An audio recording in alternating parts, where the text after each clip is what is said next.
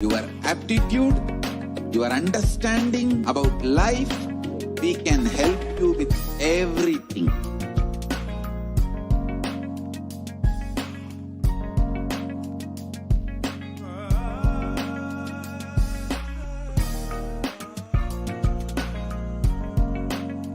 If you are interested in enlightenment, we will immediately bring this to you. If you are not interested, we will explain the whole science, inspire you and make you interested in enlightenment science.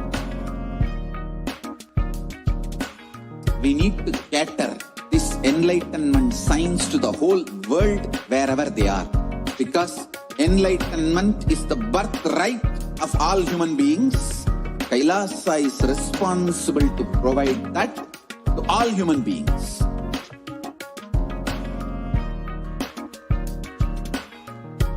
Kailasa is the totality of the knowledge I received from my gurus and practice manifested in my life, perfected by teaching millions of people from all cultures, time zones, backgrounds, genders, nationality, race, from every creed.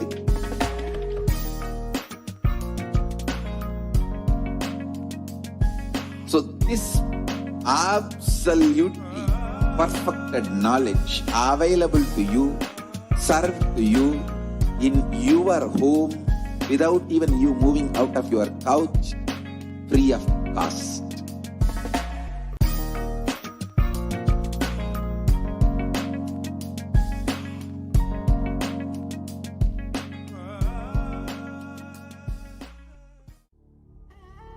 What I mean by the word e-Kailasa, listen intensely. Enlightenment ecosystem, literally enlightenment itself, in your own home, wherever you are. If you cannot come to Kailasa, it's okay. Kailasa can come to you. Kailasa coming to you is e-Kailasa.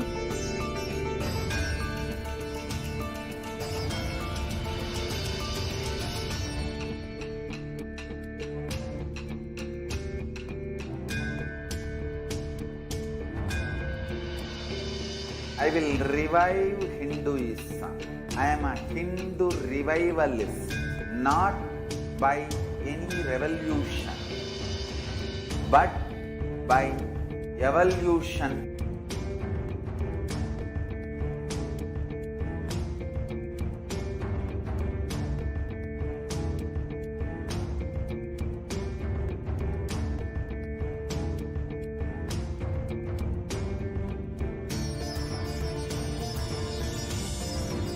And setting model communities.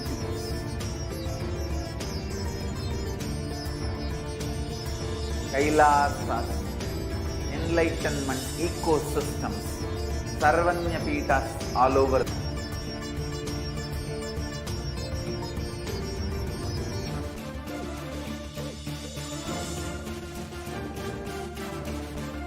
All powerful cognition, knowledge, only when you live, power manifestation and possibilities manifestation happens. It's a fundamental truth.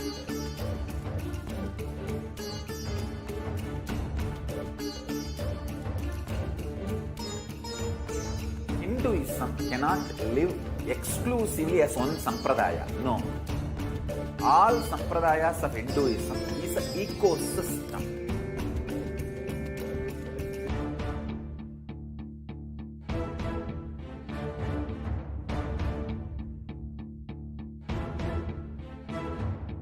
So don't keep quiet thinking that if only that sampradaya is going to be affected. All of us are ecosystems.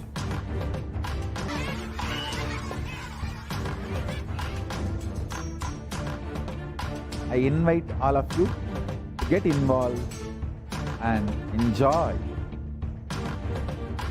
Hinduism by the principle of Dharmo Rakshati Rakshitaha. When you protect Dharma, Dharma protects you. We will make the whole planet flourish spiritually. The spiritual prosperity will happen to the whole planet. We all have to coexist together.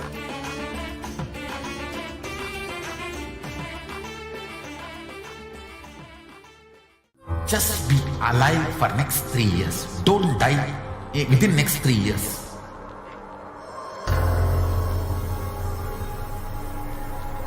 Just don't die within next 3 years. Be alive. Somehow be alive. I'm working sincerely. I will reach you somehow. Somehow I will reach you. It's my commitment to humanity.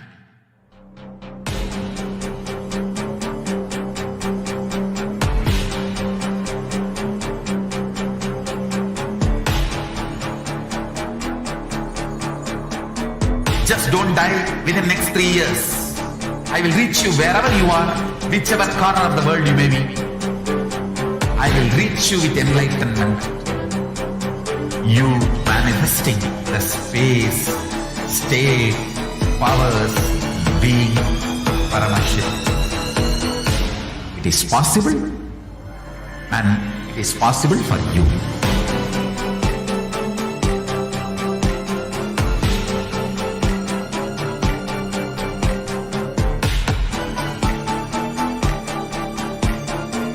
Paramashivoham will reach you with enlightenment science.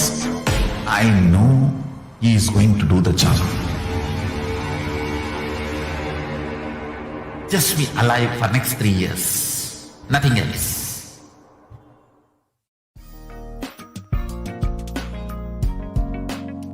We get you health. We get you ability to build beautiful relationships in your life. We get you direct spiritual support, and we make sure you become wealthy.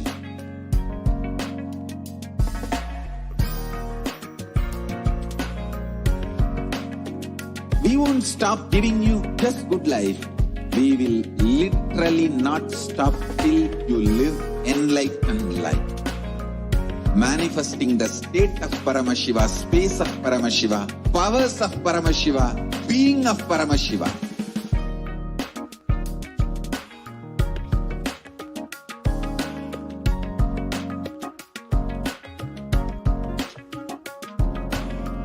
Whole world should become e-Kailashian. I want the whole world to know Hindus have something great to contribute to the world.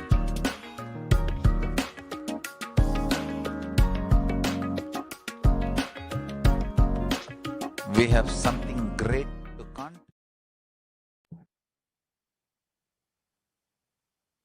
Nithyanandam Paramasukadam Kevalam Jnanamurtim Dvandvatitam Gagana Sadrisham Tattvamasyaadilaksham Ekam Nityam Vimalam Achalam Sarvadi Sakshi Bhutam Bhavatitam Trigunarahitam Sadgurum Tam Namami.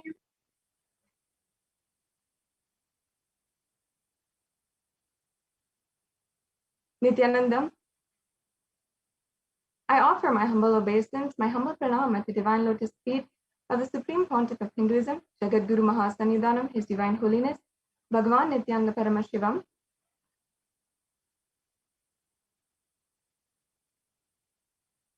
And I welcome each and every one of you who is gathering right now for the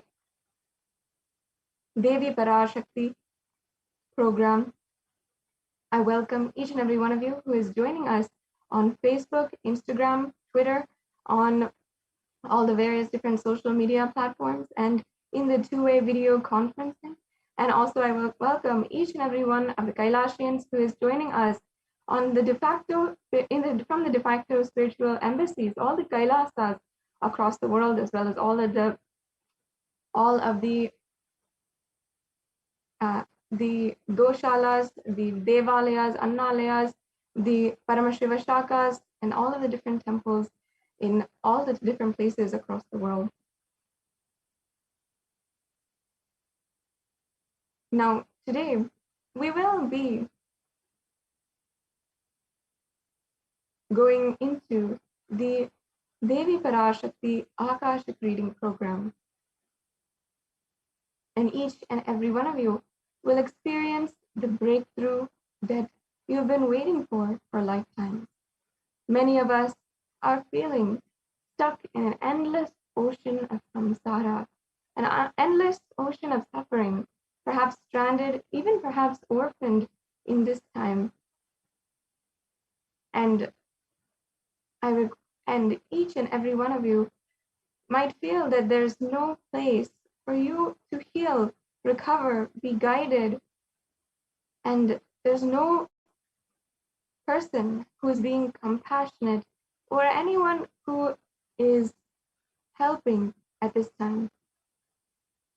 Now, there might be this going on inside of you on one side, but you can understand and feel absolutely taken care of because Devi Parashakti is manifesting through the Supreme Pontiff of Hinduism, Jagadguru Mahasannidhanam, His Divine Holiness, Bhagavan Nithyananda Paramashivam.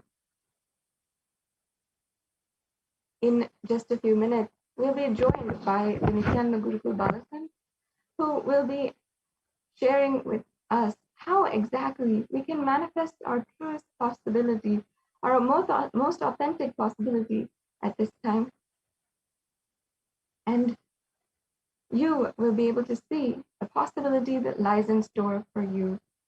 The Bhava Samadhi Darshan program is a program which helps you in literally manifesting your ultimate reality. And not only it helps, but it literally makes it happen for you. And it has been shown that the Bhava Samadhi Darshan program can increase 1300% level of your energy. And it can also ensure that you are it can also ensure that you are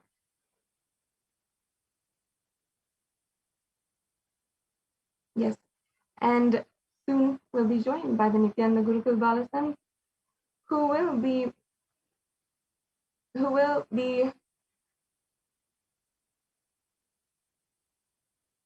doing the demonstration of the third eye, and we'll be having the power manifestation. Before we go into that next segment, I'd like to briefly introduce the Supreme Pontiff of Hinduism. The Supreme Pontiff of Hinduism was born on the 2nd of January 1978 and is the reviver of Kailasa, the macrocosmic, ancient, enlightened Hindu civilizational nation. And as well, the Supreme Pontiff of Hinduism has revived and established 14 different ancient kingdoms, including the Tonde Mandalam Adinam, which is the Supreme Pontiff of Hinduism, is ordained as the 233rd Guru Mahasannidhanam, and as well, he is the incumbent emperor of the Surya Vamsa Surangi Samrajya, and as well, the Supreme Pontiff of Hinduism.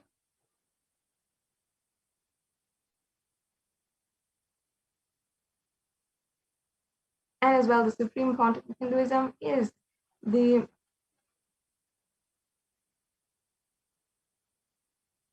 293rd Guru Mahasannidhanam of the Madurai Adinam, and as well the Supreme Pontiff of Hinduism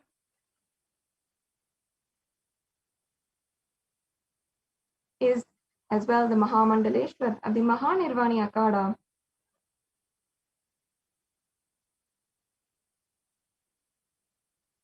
And the Supreme Pontiff of Hinduism is the 1008th Acharya Mahamandaleshwar of the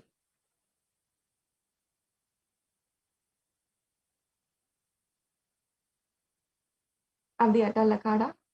And now we have joining with us shortly the Gurukul Balasan, So we'll be moving on to the next segment of the program after a quick break.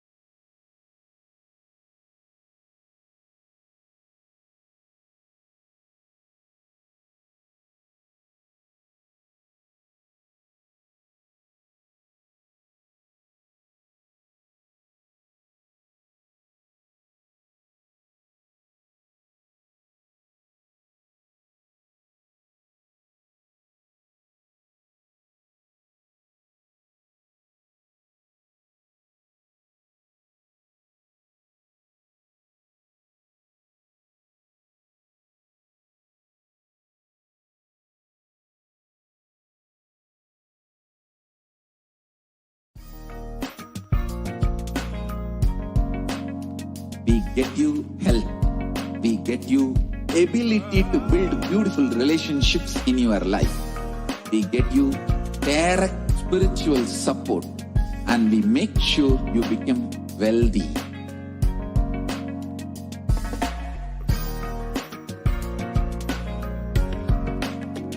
We won't stop giving you just good life. We will literally not stop till you live enlightened life. Manifesting the state of Paramashiva, space of Paramashiva, powers of Paramashiva, being of Paramashiva.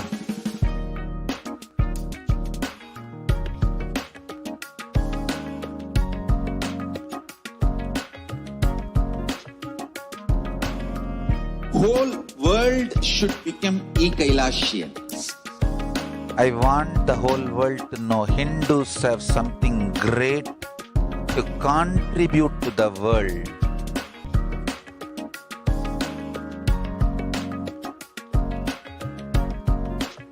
We have something great to contribute to the world. Let us do that.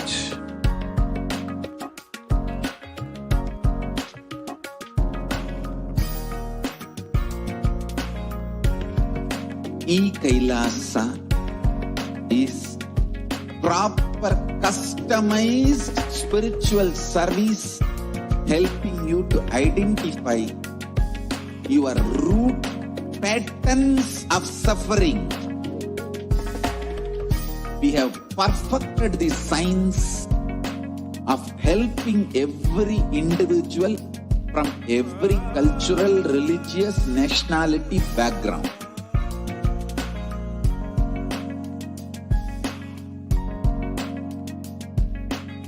You will have lowest reactionary assumptions, highest awakened response, alive response for life continuously.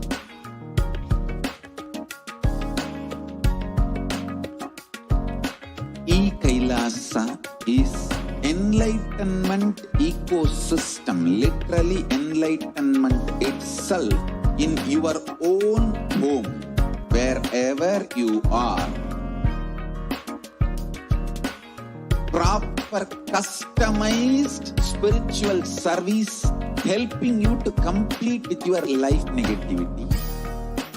Withdrawal from life, self-hatred, self-denial, self-doubt, so much of tiredness, laziness.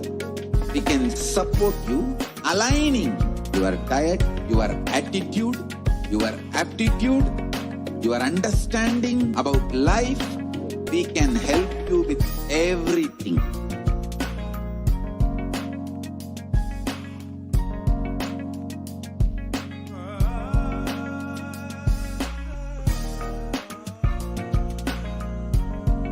If you are interested in enlightenment, we will immediately bring this to you. If you are not interested, we will explain the whole science, inspire you and make you interested in enlightenment science. We need to cater this enlightenment science to the whole world wherever they are, because enlightenment is the birthright of all human beings. Kailasa is responsible to provide that to all human beings.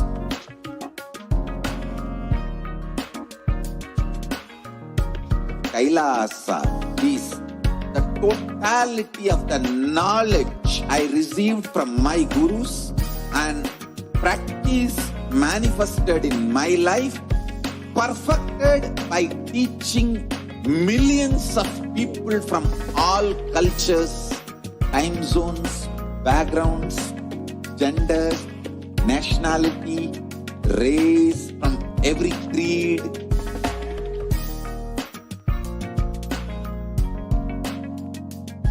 So this absolutely perfected knowledge available to you, served to you in your home without even you moving out of your couch, free of cost.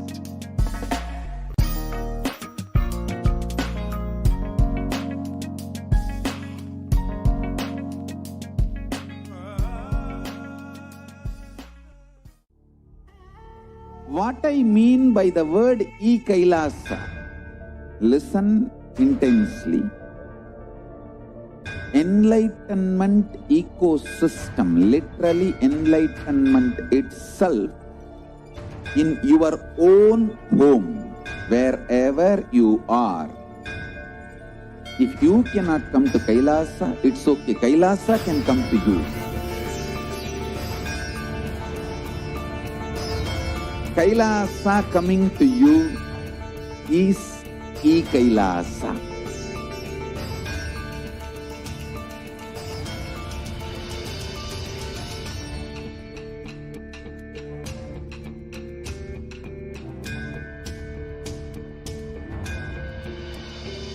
I will revive Hinduism. I am a Hindu revivalist, not by any revolution, but by evolution.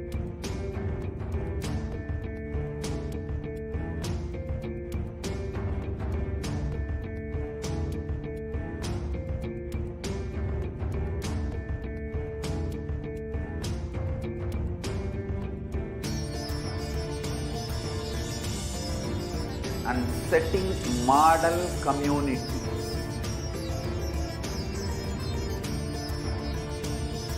Kailasas, enlightenment ecosystems Sarvanya Peethas all over the world.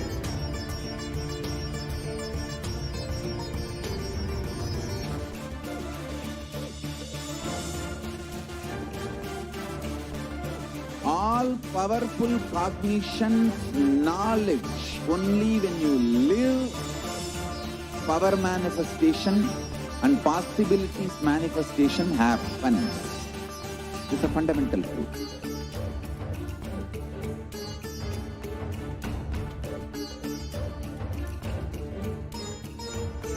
Hinduism cannot live exclusively as one sampradaya. No. All sampradayas of Hinduism is an ecosystem.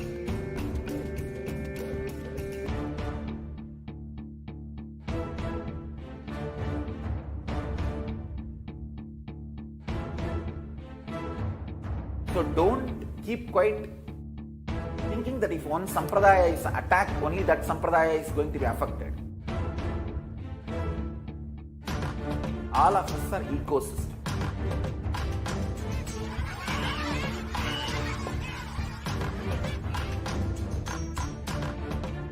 I invite all of you to get involved and enjoy Hinduism by the principle of Dharmo Rakshati Rakshitaha. When you protect Dharma, Dharma protects you. We will make the whole planet flourish spiritually. The spiritual prosperity will happen to the whole planet. We all have to coexist together.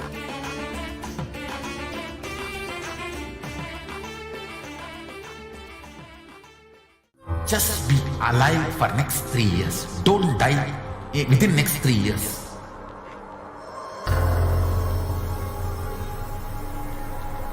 Just don't die within next 3 years. Be alive. Somehow be alive. I'm working sincerely.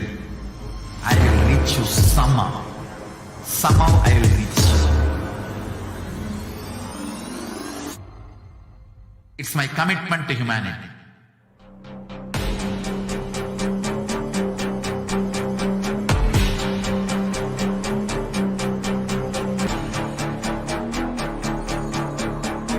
Just don't die.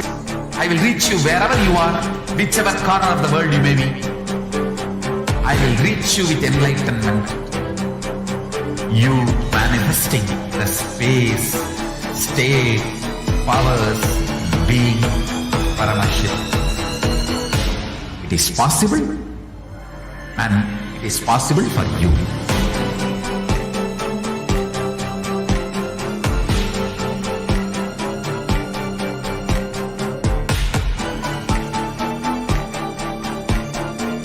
Paramashivoham will reach you with enlightenment science.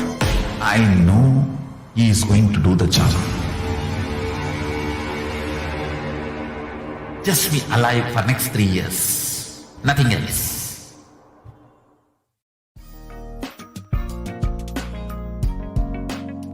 We get you health. We get you ability to build beautiful relationships in your life. We get you direct spiritual support, and we make sure you become wealthy.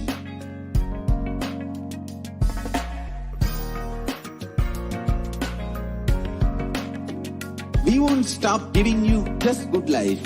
We will literally not stop till you live enlightened life. Manifesting the state of Paramashiva, space of Paramashiva, powers of Paramashiva, being of Paramashiva.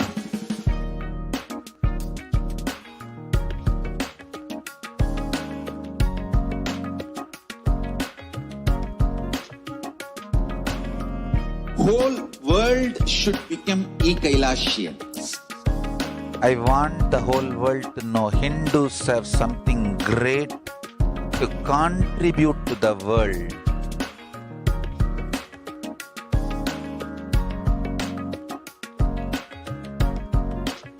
We have something great to contribute to the world. Let us do that.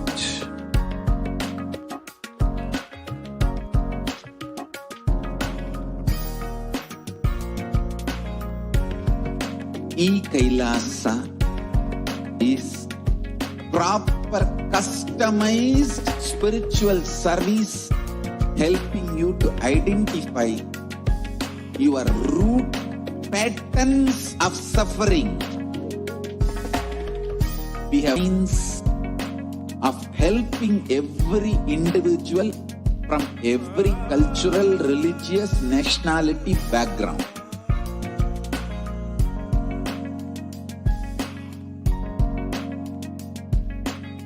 You will have lowest reactionary assumptions, highest awakened response, alive response for life continuously.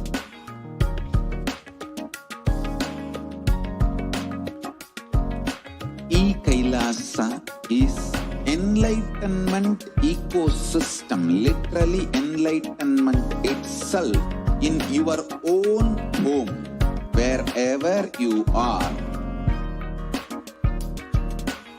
Proper customized spiritual service helping you to complete with your life negativity, withdrawal from life, self-hatred, self-denial, self-doubt, so much of tiredness, laziness. We can support you aligning your diet, your attitude, your aptitude, your understanding about life. We can help you with everything.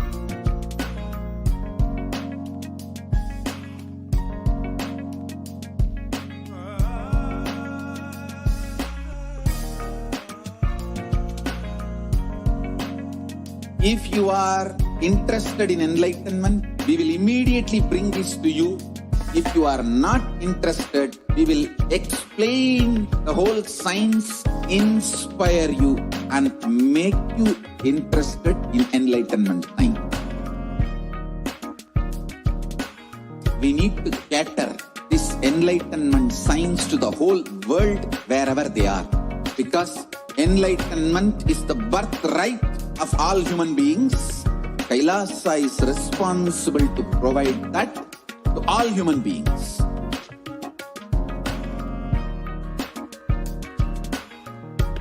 Kailasa is the totality of the knowledge I received from my gurus and practice manifested in my life, perfected by teaching millions of people from all cultures, time zones, backgrounds, genders, nationality, race, from every creed.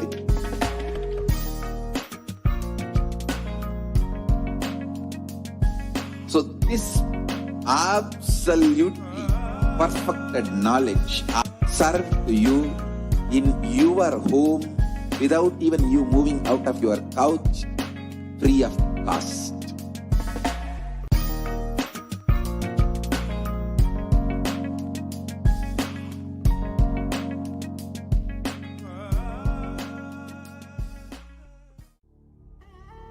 What I mean by the word E-Kailasa, listen intensely. Enlightenment ecosystem, literally enlightenment itself in your own home, wherever you are. If you cannot come to Kailasa, it's okay. Kailasa can come to you. Kailasa coming to you is E-Kailasa.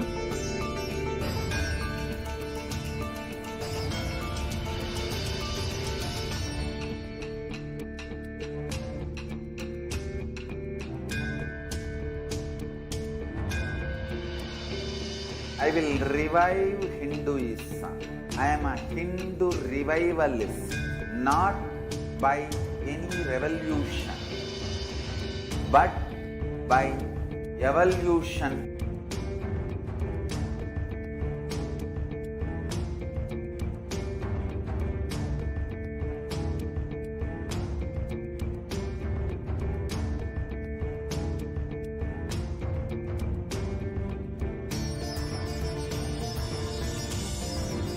and setting model community.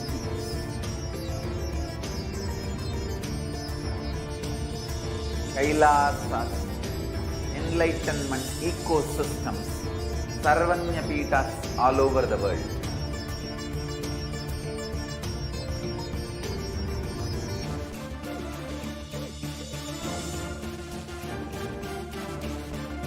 All powerful cognition, knowledge, only when you live, power manifestation and possibilities manifestation happens. This is a fundamental truth.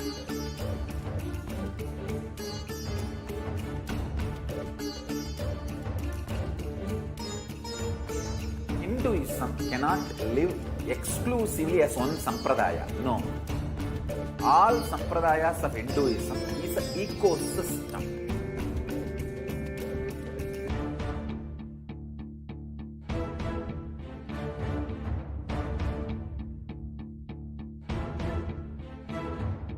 So don't keep quiet thinking that if one sampradaya is attacked, only that sampradaya is going to be affected.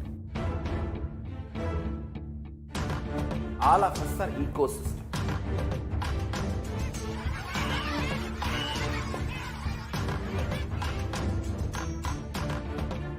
I invite all of you to get involved and enjoy Hinduism by the principle of Dharmo Rakshati Rakshitaha. When you protect Dharma, Dharma protects you.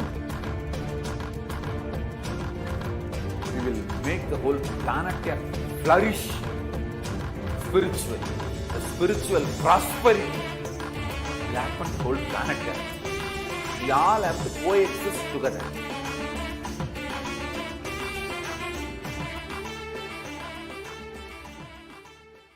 Just be alive for next 3 years. Don't die within next 3 years.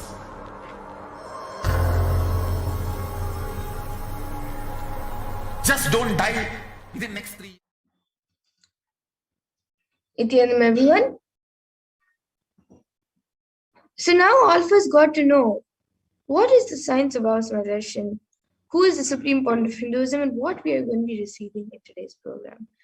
So now let's go into the next segment where we will be seeing the manifestation of extraordinary Shaktis. So in this segment, you will see the Nithyananda yogis, the Balasins, and the initiate disciples of the supreme point of Hinduism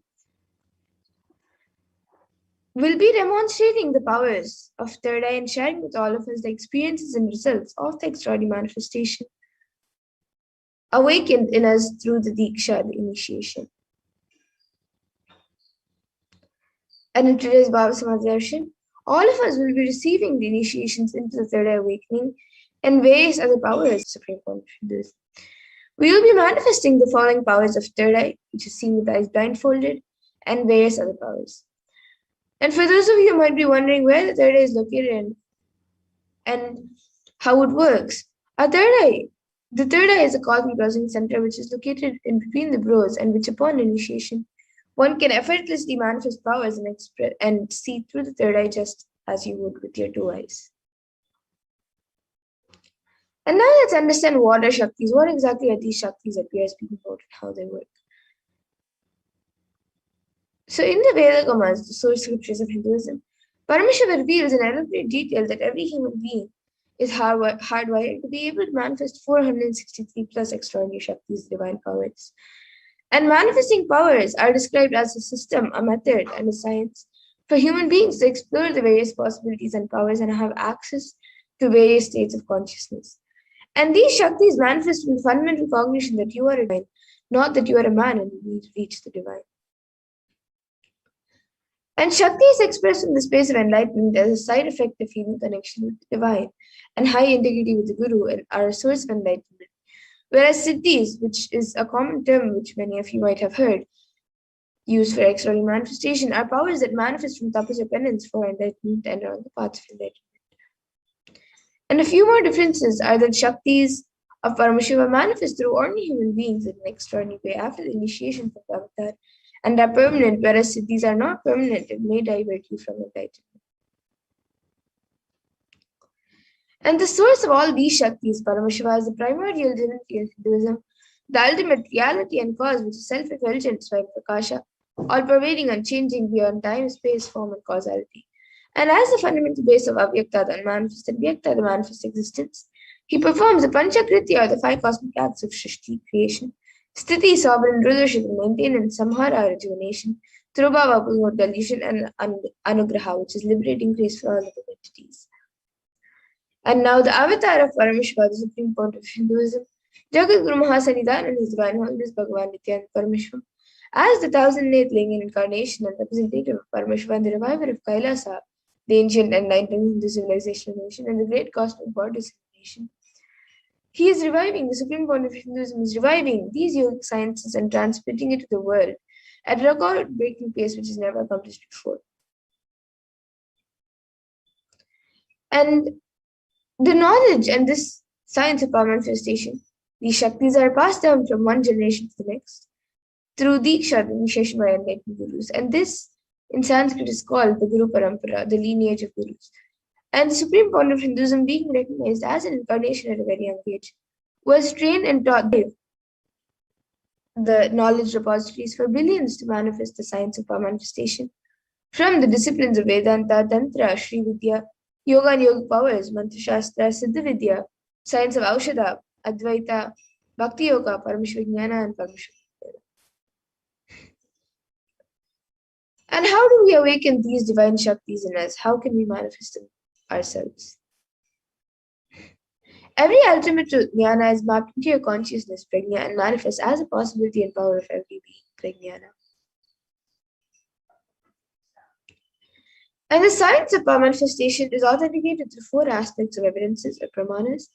So the first is the Shastra Pramana, which are the eternal unchangeable truths revealed in the source scriptures. And then the next is the Apta Pramana, which are the experiences and results of Aptas or authorities of Hinduism, where in the Vedic tradition, the Rishis and the scientists have time tested and verified these sciences. And the next is the Atma Pramana, which is the account of the supreme point of Hinduism, this millennium's avatar's personal experience as power manifestation, and then the Pratyaksha Pramana, which is the empirical evidence from observation and scientific experimentation. And the Vedas, which are the ultimate superior authority for Hindus and are pure science, where the ultimate truths are explained, and the Agamas are the scriptures where the applied technology and the applied science are expanded. So the Vedas and Agamas, the Veda Agamas, which is a living applied science for Hindus, and the source of all these sciences are directly revealed by Paramashiva, and so they are given the status of Shruti. They are the ultimate eternal unchangeable truths, and reference cited from these Shastras or source scriptures is called the Shastra Pramana. And now let us get ready to witness a very unique and very exciting demonstration of the power of third eye. Once we go through the Pramanas for the first power of seeing with the eyes closed, the blindfolded reading.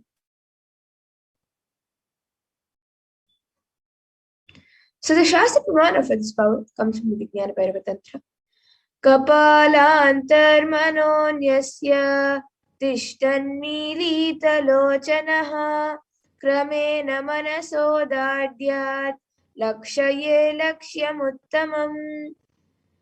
And the translation for this verse is, by fixing the mind on the inner space within the crown center and sitting stably without any movement, having the eyes closed in succession, by the stability of the mind in inner space through the power of the third eye, one directly sees the ultimate goal Lakshyam by having the vision beyond the sight object or place, attaining the space of oneness with the source Paramashiva.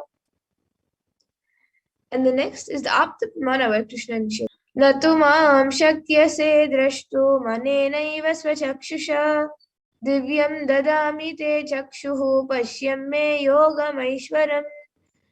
And in this Bhagavan Krishna says to Arjuna, but you cannot see my cosmic form with these physical eyes of yours. Therefore I grant you divine third eye vision. Behold my cosmic opulence. So in the Hindu Purana Bhagavad Gita, Bhagavan Krishna initiates Arjuna into the power of third eye to behold Bhagavan Krishna's Vishrupa Darshan, the vision of his cosmic form. And specifically in the 11th chapter of Bhagavad Gita, which contains the description of Bhagavan Krishna's cosmic form is completely narrated by Arjuna as he sees Bhagavan Krishna through his third eye. And the Atma Pramana for his power in Swami's own words. The first experience is that I was able to see everything around me, above me, the whole 360-degree, 10 directions. Above me, everything. I realized not only I was able to see, I was able to feel and experience all of that as. And then all of you now can see the Pratyaksha Pramana, which were study measures done on brainwaves with Supreme Point of Hinduism using a PET, a positron emission tomography. And it was measured that when doing daily activities, there was high active measure in the brain where the third eye is located. And when in deep samadhi state, only the third eye region is active and almost 90% of the rest of the brain is at peace. And now we'll be getting the Sakshi Pramana, the live demonstration of these Shaktis, which is a science being made available to humanity for our ultimate enrichment and conscious evolution. So let's now get ready to witness the live demonstration, the Sakshi Pramana of this power.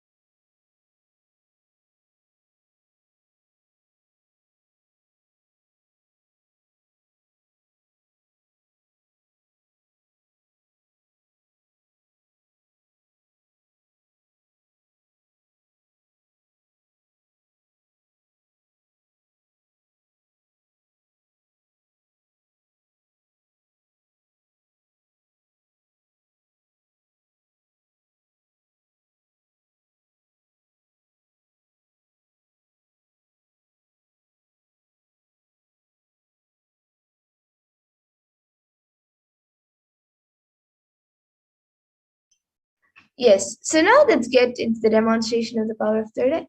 So with me, I have this eye band that I'll be using for the power of third eye.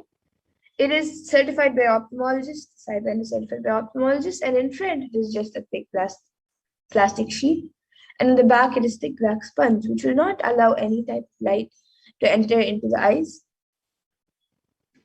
And now I have a volunteer with me who will be tying on this eye band on my eyes, and then anyone who would like, you can put your comments in the YouTube comment section and I will be reading your comment.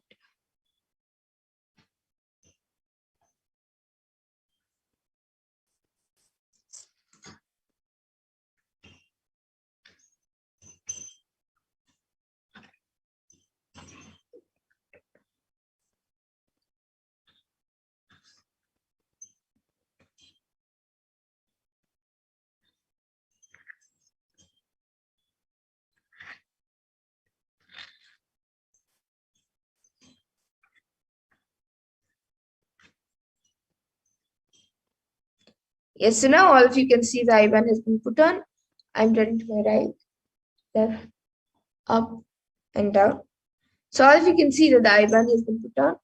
And now anyone who would like to put your comments, you can put comments in the YouTube comment section and I will be reading it for you.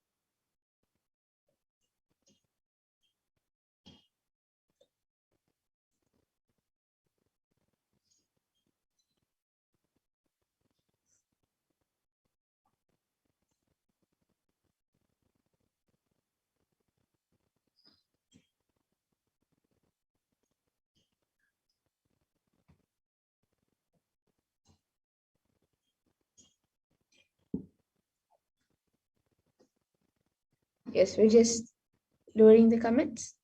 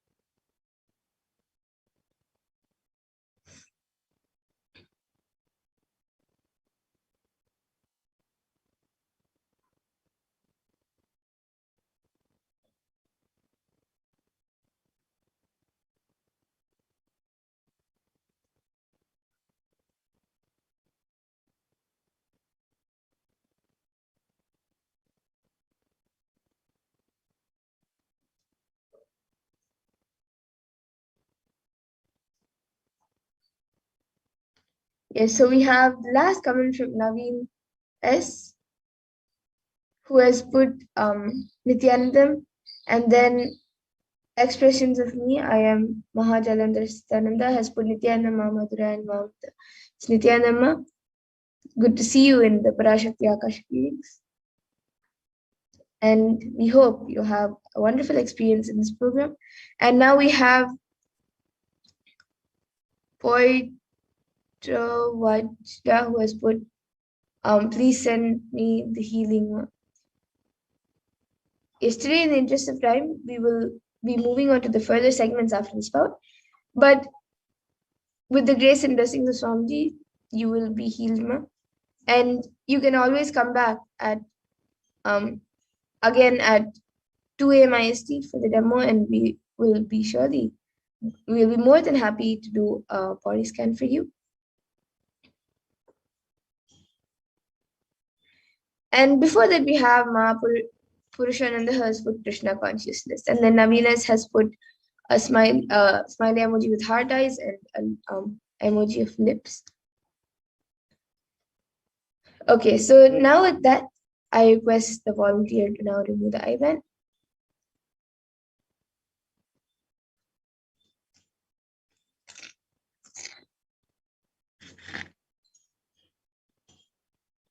All of you can see, the IBAN is being removed.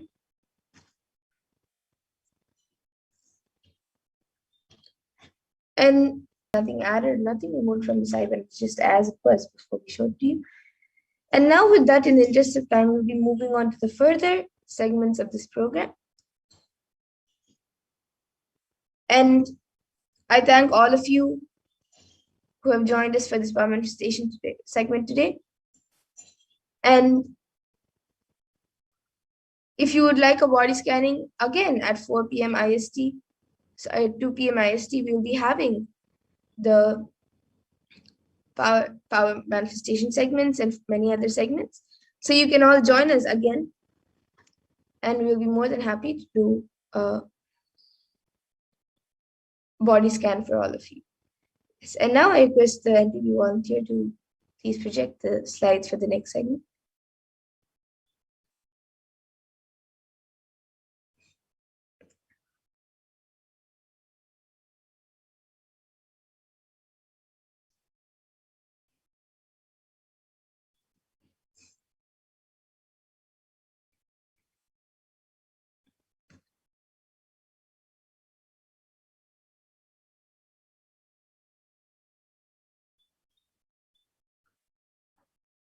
Yes, so now in this next segment, we will be learning about who is Devi Parashakti.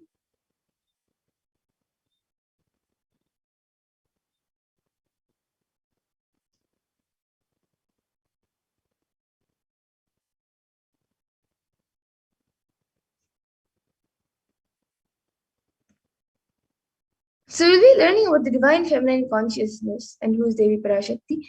So we'll be first looking at the Dhyana Shloka of Devi Parashakti, which comes from the Lalita Sahasranama Dhyana Shloka.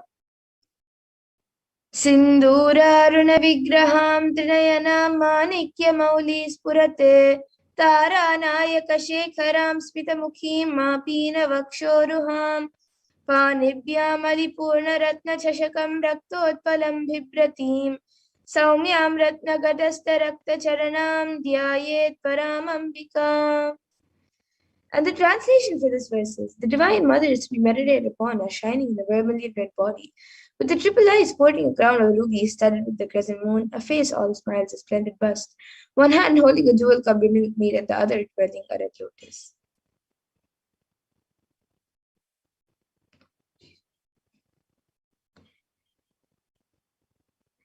And the next Dhyana Shloka, which also comes from the Lalita Sahasranama, Arunam Karunam Tarangatakshim Dritapashankusha Pushpabana Chapam Animadi Biravrata Mayukaihi Rahamityeva Vibhavaye Bhavani. And the translation for this verse is, I meditate on the great empress. She is red in color and her eyes are full of compassion. She holds the noose, the good, the bow, and the flowery arrow in her hands. She is surrounded on all sides by power such as anima of her race, and she is the self within.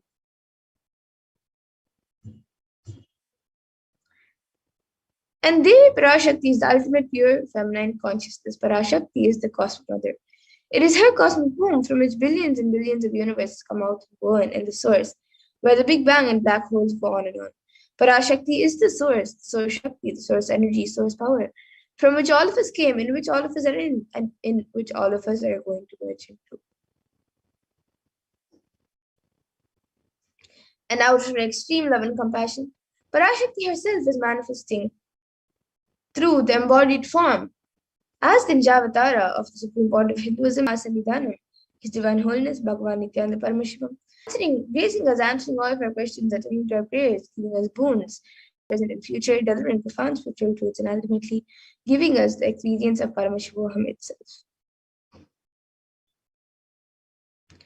And in the words of Devi Parashakti herself, she beautifully says, raising as Omkara, expressing as Vedas and Agamas, blossomed as Shrimkara, filled as Parashodasi, living in 40 triangles, the Kailasha Swami who is in Kailasha, Sri Chintamani, Parashodasi, sitting as part of Paramashiva, Parameshwari who rules the world, Paramashakti, Manonmani, Meenakshi, as Nithyananda, I took Nijavatara here, to give good boons to everyone, to bestow all goodness, Hiranyagarbha Swarupini, Brahmanda Yoni, Shami, Chandramauli, Rapala, Aparna, Uma, Parvati, Savitri, Navayavana, Samrajya Lakshmi, Parameshwari, Parashodasi, Meenakshi. Taking the form of Nithyananda, I came here as Nijavatara. With great compassion, I am blessing. Listen, people, to do good to all of you, I took the form of Nithyananda and came down as Nijavatara.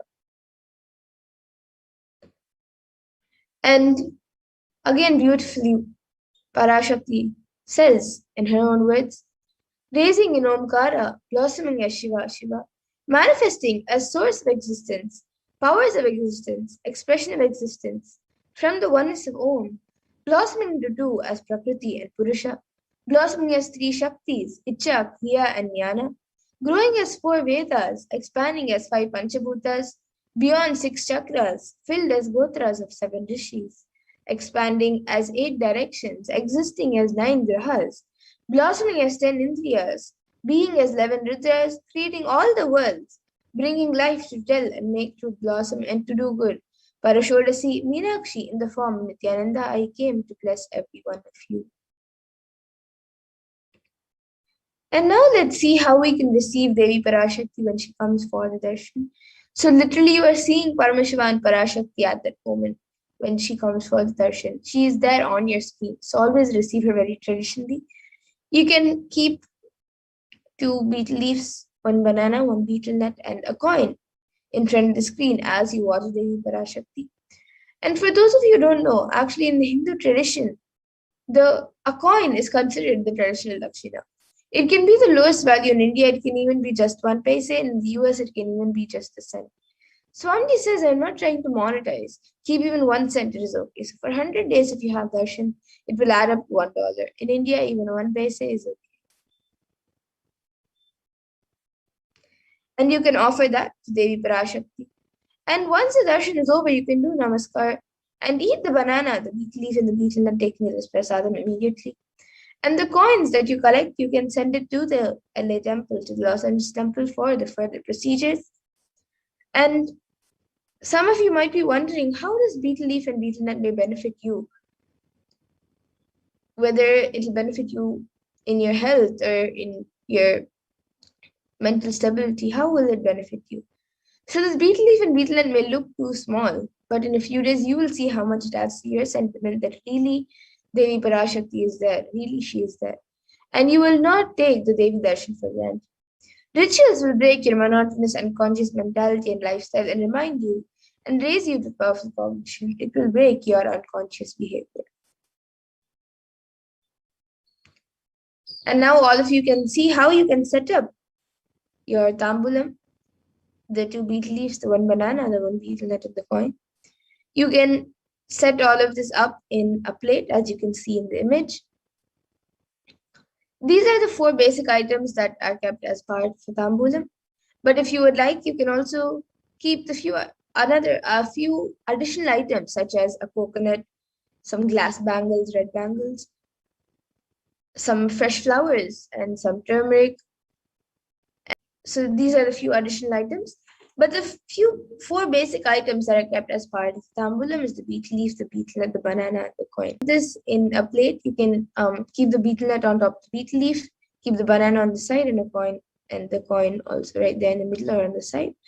You can arrange it in the plate, keep it in front of the screen as you watch Devi Parashakti when she comes for the darshan and receive her. And with that, we come to the conclusion of this segment where we have learned how to receive Devi Parashakti when she comes live for the darshan, and we have learned who is Devi Parashakti. So when she comes live, you can receive her. When she comes for the darshan, when she comes for the Akashic readings, you can receive her in a very traditional way. And with that, we'll be moving to the further segments of this program where we will be learning about what Devi Parashakti has revealed for humanity and how important it is for us to understand, internalize, and follow what Devi Parashakti has revealed. So with that, we'll be moving to the further segments of this program after a really short.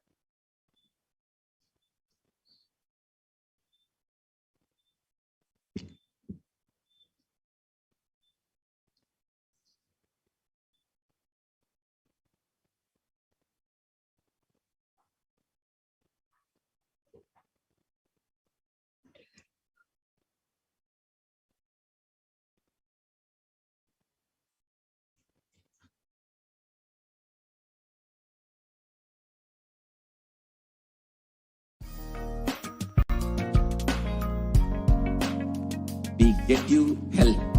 We get you ability to build beautiful relationships in your life. We get you direct spiritual support, and we make sure you become wealthy.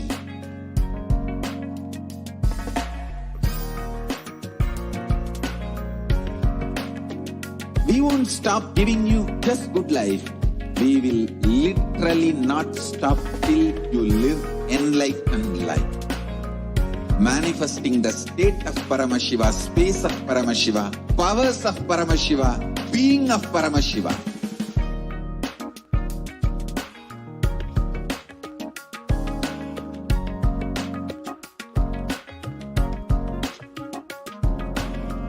Whole world should become Ekailashians.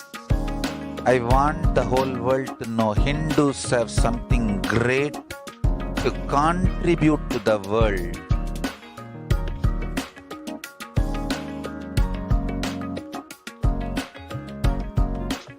We have something great to contribute to the world.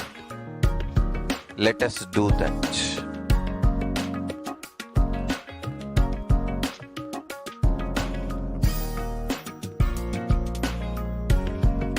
E-Kailasa is proper customized spiritual service helping you to identify your root patterns of suffering. We have perfected the science of helping every individual from every cultural, religious, nationality background.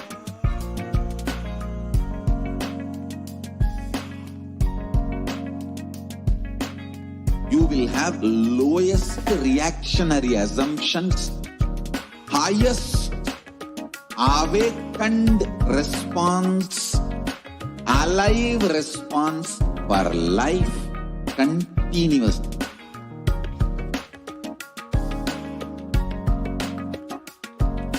E-Kailasa is enlightenment ecosystem, literally enlightenment itself in your own home, wherever you are.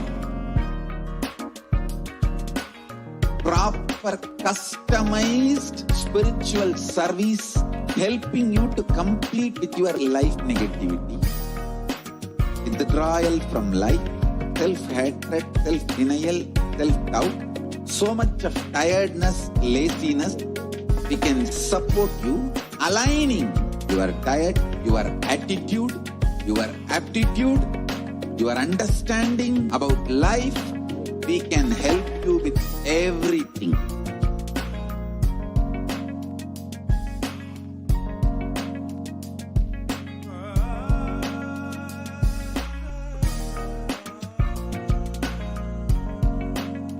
If you are interested in enlightenment, we will immediately bring this to you. If you are not interested, we will explain the whole science, inspire you, and make you interested in enlightenment time. We need to cater this enlightenment science to the whole world wherever they are. Because enlightenment is the birthright of all human beings. Kailasa is responsible to provide that to all human beings.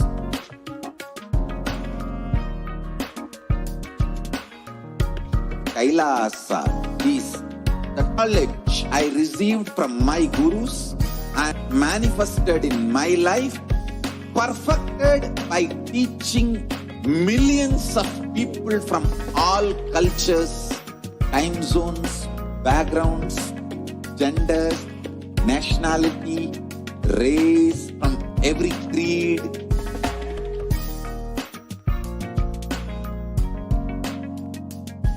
So this absolutely perfected knowledge available to you, served to you in your home without even you moving out of your couch, free of cost.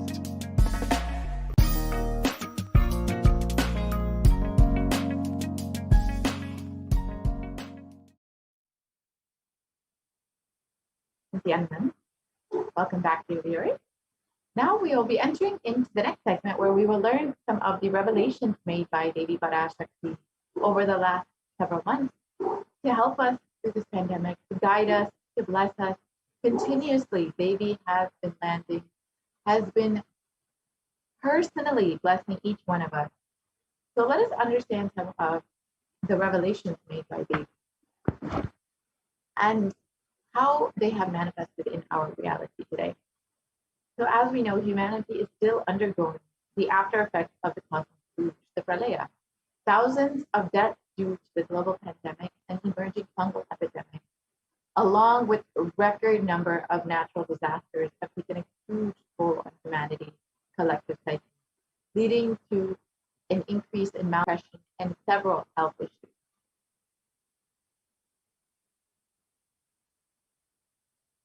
So who has caused this? Who is behind this? How could we have avoided this? What is the solution for this? In this segment, let us go through an analysis of Devi Parashakti's revelation on the cause and solution for this pralaya.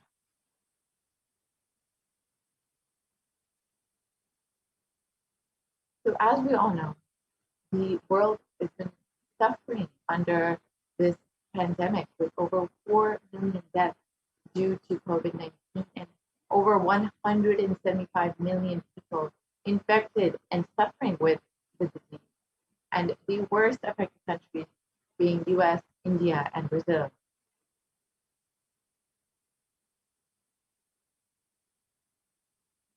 And in India alone, there have been over 29 million people who have been affected with COVID-19 and over 374,000 deaths, with over 75 million people falling into poverty since the beginning of this pandemic. And the number of deaths and the number of people infected has been severely underreported.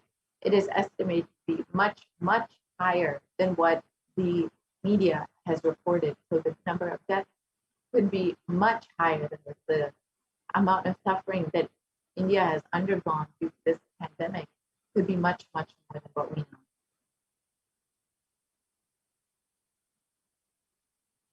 And along with the ongoing pandemic over the past 1.5 years, the rates of suicide and depression have been skyrocketing in India. India is considered to be the sixth most depressed country in the world, with 6.5% of the people suffering from some form of mental illness. And there is a suicide rate of 10.9 for every 1 lakh people. And suicide, unfortunately, is the biggest cause of death among the age group of 15 to 24-year-olds.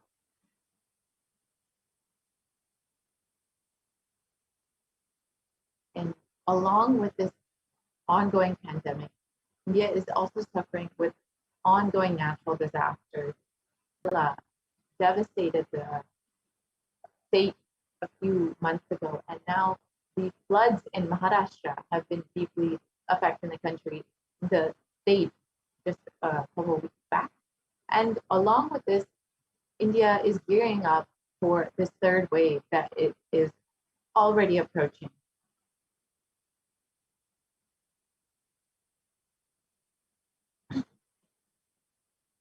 So how could we have prevented this? Let us look at Devi Parashakti's revelation on this pandemic and this pralaya.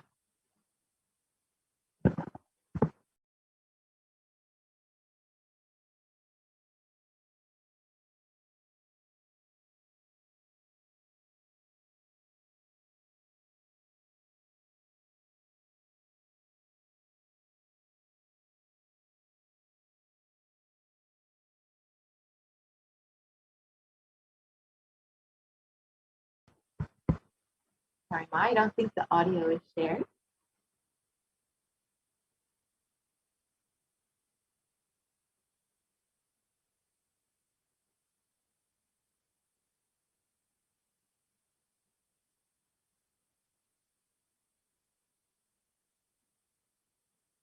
So as we wait for that.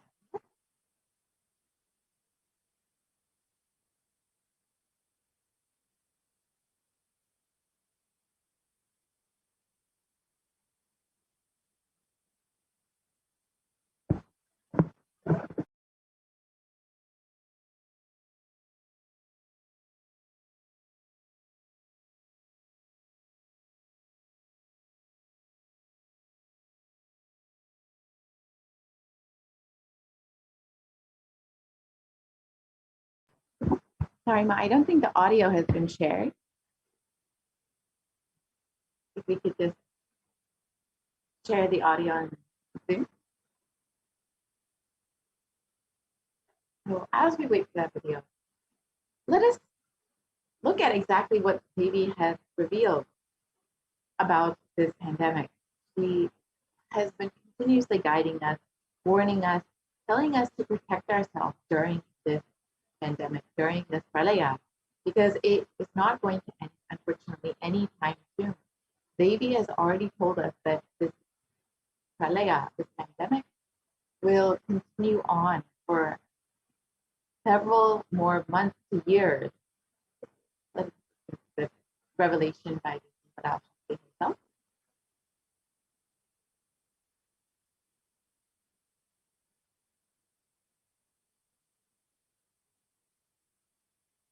Sorry, Ma, I don't think the audio has been shared.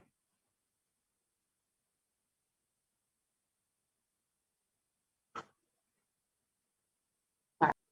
So Devi has revealed that the original plan for 2020 was for the Supreme Council of Hinduism to conduct the Padayatra throughout India and to do the re-energizing process of the 12 Jyotirlingas. And this re-energizing process was in order to protect humanity from this pralaya, protect humanity from ongoing pandemic. However, unfortunately, due to various circumstances, which we will go through today, the Supreme Council of Hinduism was not able to perform the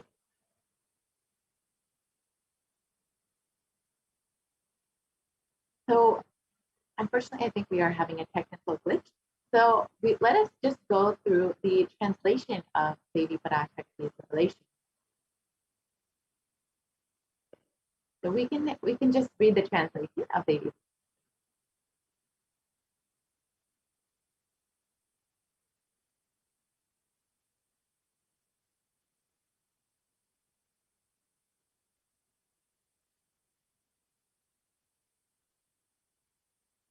Yeah.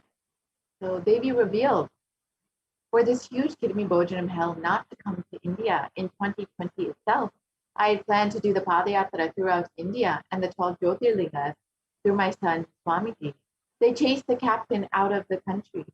See what is going to happen now. So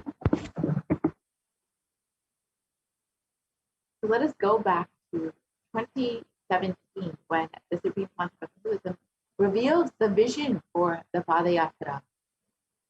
So due to a technical glitch, we may not be able to play the video right now. So I will explain exactly the vision that the Supreme Council of Hinduism revealed.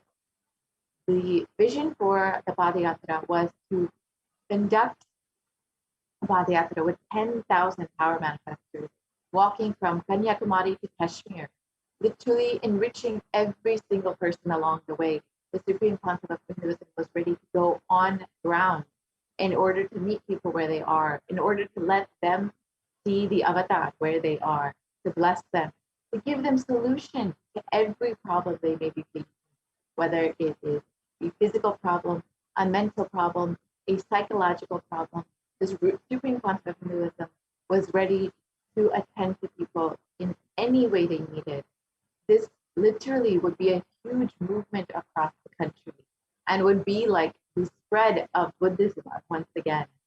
So this was the vision that the Supreme Council of Hinduism had revealed in 2017 itself for this Padayatra.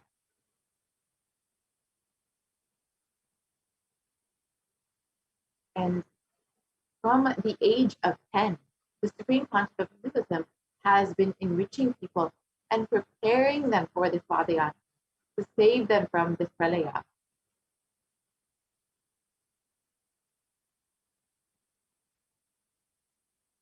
And from that age, the Supreme Council of Hinduism has been enriching and initiating the masses into the science of enlightenment through various satsangs, discourses, and initiations.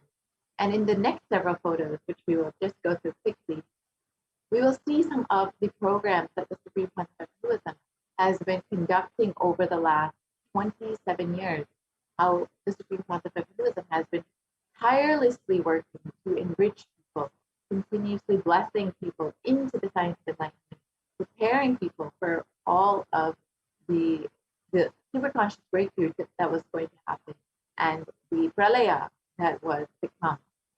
So in the next several photos, we'll see the various programs in the different cities that the Supreme Council has been conducting.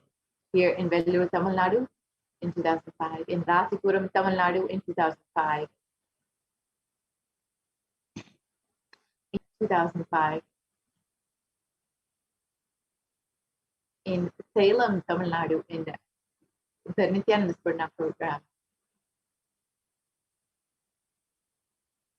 the Nithyanandam program in Tirudi, Bangalore, the Birth Star celebration in Tiruvannamalai, and the Jayanti celebrations in Adi Kailasha Satya.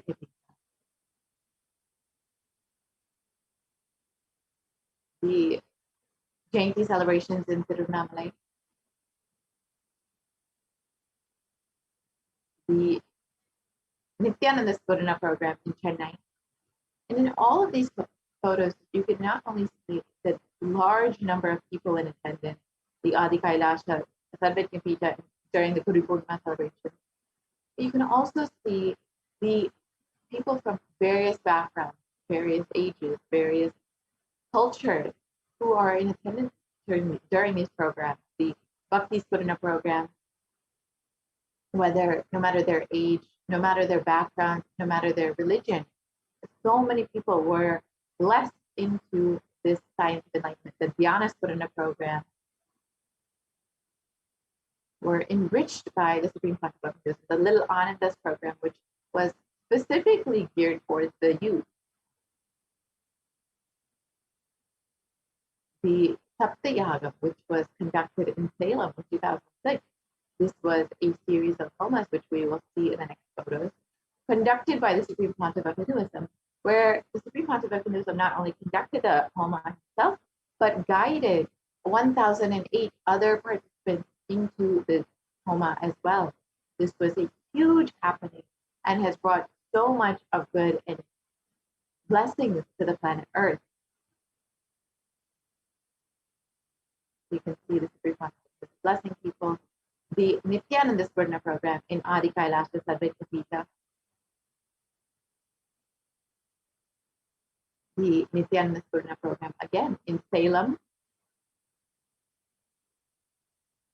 and all of these programs, all of these satsangs, the Supreme Concept of Hinduism was tirelessly working to enrich people, to guide them, to bless them, and to ensure that they are guided through this pralaya, however, and be able to prepare them to do this padayatra, to do the re-energizing process throughout India, through the 12 Jyotirlingas.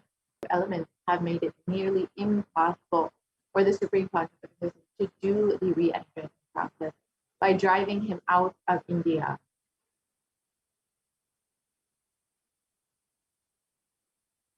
And Devi has revealed the solution for this. And I will just explain in English what Devi revealed. She revealed that for the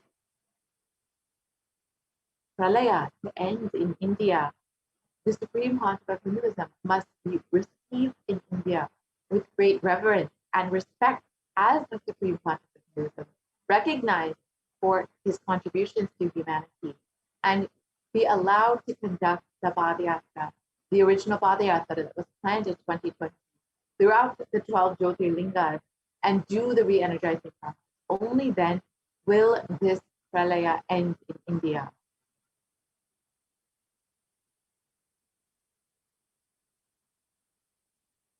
And as we look around, we see so much of suffering and destruction in our world today. And we see what the great rishis of the Vedic civilization had forewarned as this Kali Yuga. And Kali Yuga was considered to be the worst of the 4 yugas, where man was his own worst enemy. And this was declared in the Kurma Purana by sage Vyasa. And the translation goes, this Kali Yuga is the worst of the 4 yugas in all the world. People are sinful and forget the dharma of the 4 varanas and the 4 ashramas. In fact, men are so sinful that no prescribed penance atones for their great sins.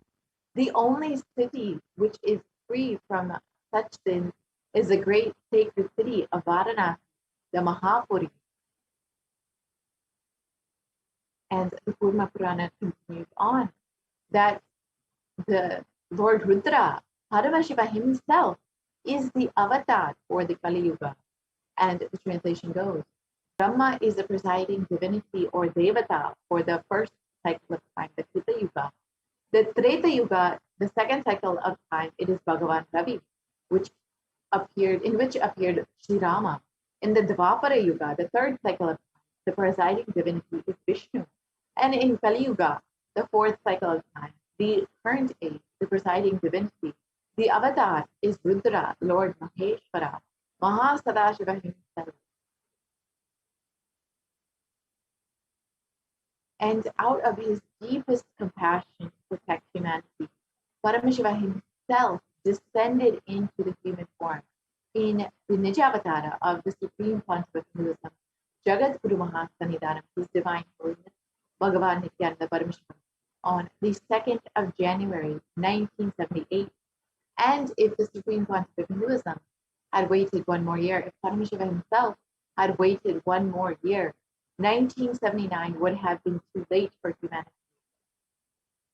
And the Supreme Concept of Hinduism revealed this in one satsang, stating that if there was time, he would have said, Paramashiva himself would not have come.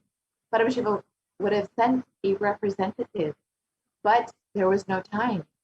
And just before the last lamp was distinguished, the Supreme Concept of Hinduism landed in the human frame and has come back to revive this science of enlightenment, to save humanity, to bring the superconscious breakthrough to the world once again.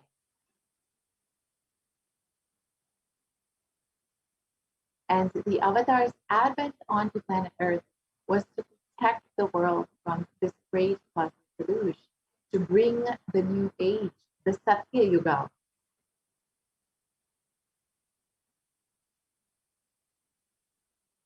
And the Devi revealed that the Supreme Pontiff of Hinduism, that Paramashiva himself landed on planet Earth to bring this new age, to bring humanity and through Nitya Yuga blossoming into Satya Yuga.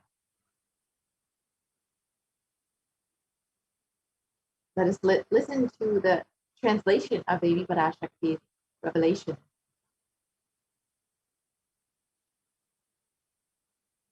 People of the world, listen.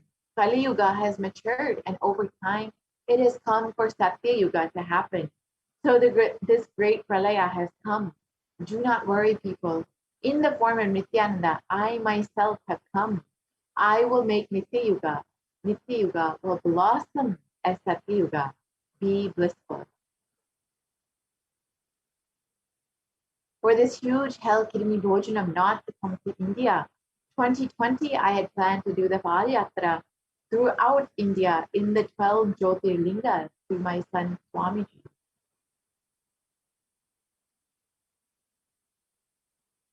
And to prepare for this, the avatar began the Padayatra at the mere age of 10. And the Supreme Pontiff began enriching people one person at a time, to share these sacred truths from the scriptures and to bring the secrets of higher living to humanity.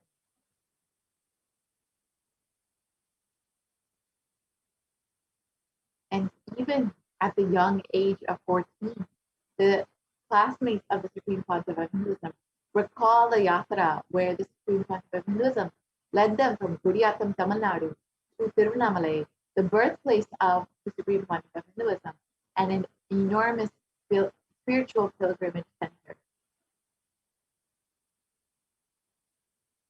And when the Supreme Pontiff of Hinduism was 19 years old, the fellow monks at the Ramakrishna Mutt recall the Padayatra from Chennai, Tamil Nadu to Tiruvannamalai, the birthplace of the Supreme Pontiff of Hinduism.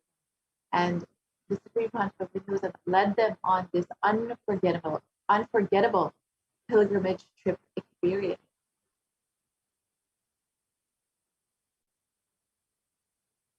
And the Supreme Pontiff of Hinduism continued walking the length and breadth of India, searching more and more, enriching more and more people, and preparing each one until the Supreme Pontiff of Hinduism founded the international mission, the Nithyananda Sangha, to revive Kailasa International 1st of December 1999.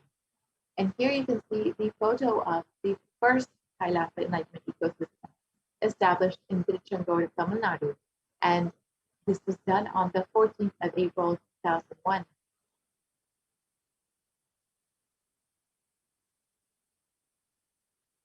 And in 2008, the Avatar continued his Vijayatra all over the world to enrich people from various backgrounds.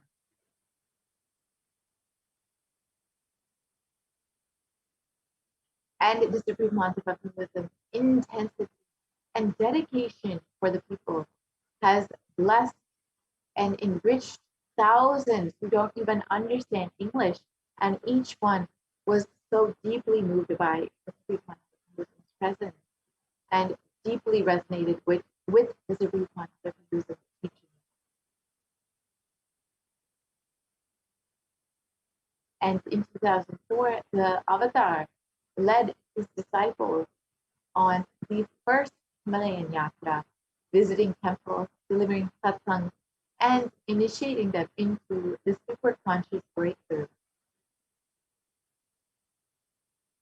And subsequently, the Avatar personally organized and led yatras yearly and guided individual souls, not just to spiritual sites, but to supernal spiritual realms.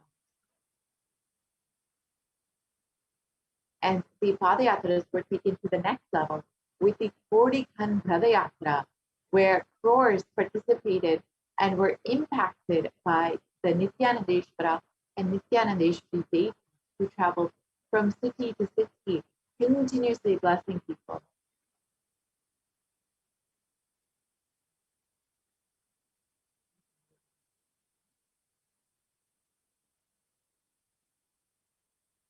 And there were thousands who participated in this Kodikanda Yatra and were blessed and were radiating just being in the presence of the Supreme Concept of Hinduism.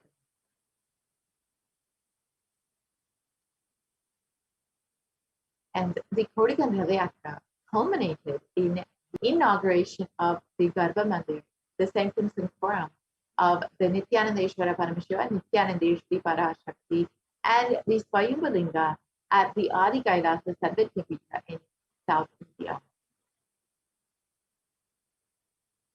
And these deities were energized as Akchavataras to radiate the energy of Paramashiva and Parashakti to create Adi Kailasa Sarvajñapita as a ship to save humanity from this upcoming pralaya.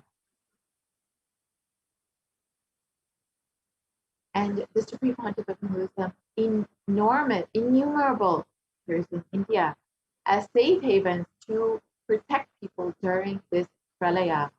And here are just three: the Kailasa in Tiruchendur, the Adi Kailasa Sarvajñapita in Bangalore, and the Kailasa in Hyderabad.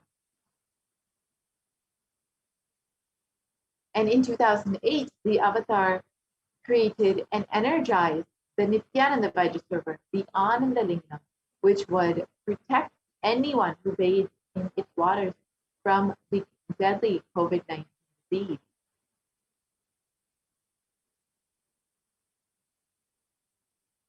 And in 2009, the Avatar held yet another Kodikanda Yatra and garnered international attention, creating a movement where lakhs of Hindus once again embraced Hinduism.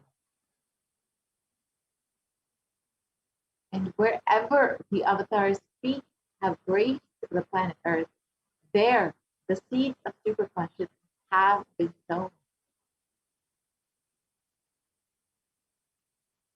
And the Avatar, Hinduism, has created thousands of Kailasa enlightenment ecosystems all over the world, enriching over 1 billion people worldwide.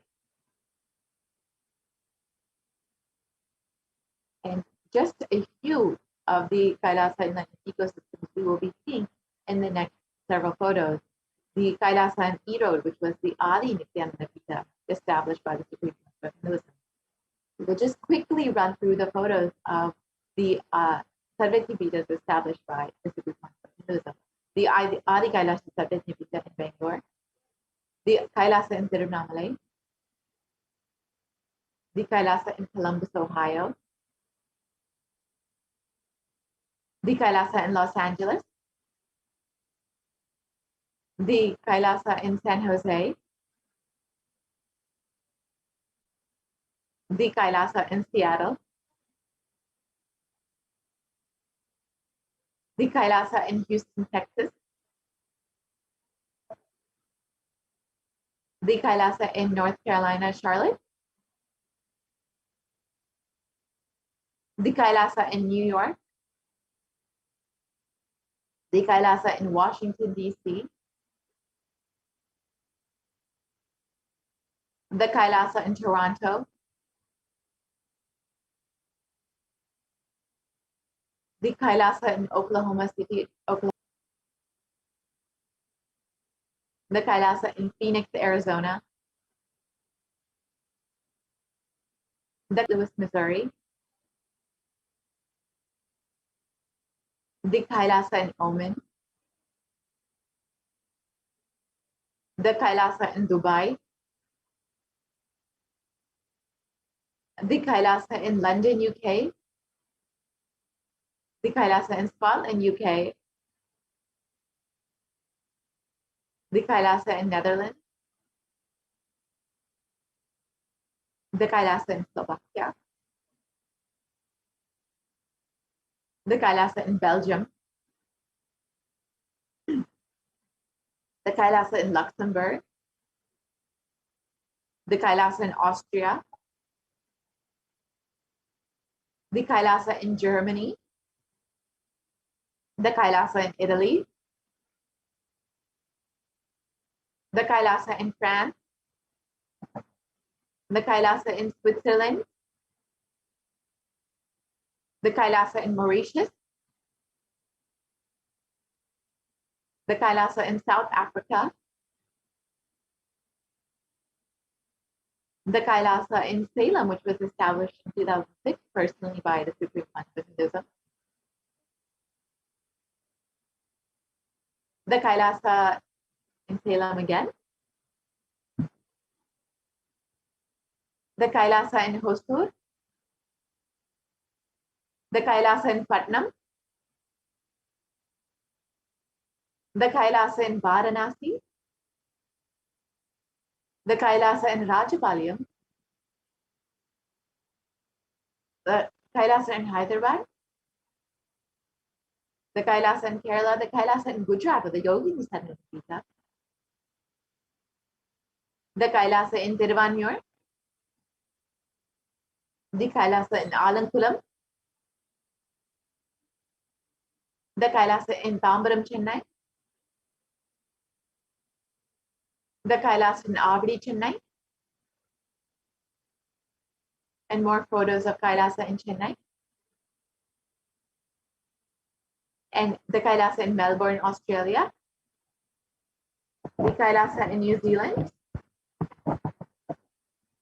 the Kailasa in Singapore, the Kailasa in Kuala Lumpur, Malaysia, the Kailasa in Guadeloupe, South America, and to ensure humanity survive this pralaya, the Supreme Council of Hinduism created the Sovereign Order of Kailasa with thousands of sannyasis with no discrimination against caste, creed, or religion. And you can see all of these various Kailasa enlightenment ecosystems were with people from various different backgrounds. We're enriching people from various different backgrounds with this science of enlightenment to bring a community to where they are, to be enriched with this science.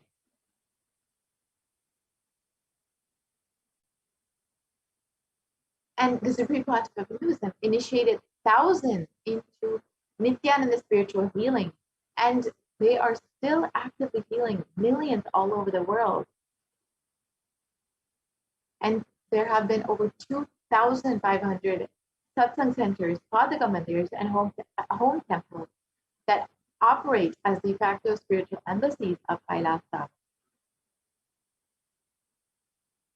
And the avatar has inspired thousands all over the world to reclaim their Hindu-centric freedom, with thousands of padayatras conducted by the Hindu diaspora worldwide, honoring the hard work of the Supreme Council of Hinduism and the revival of Kailasa, silently preparing each being for what was to come.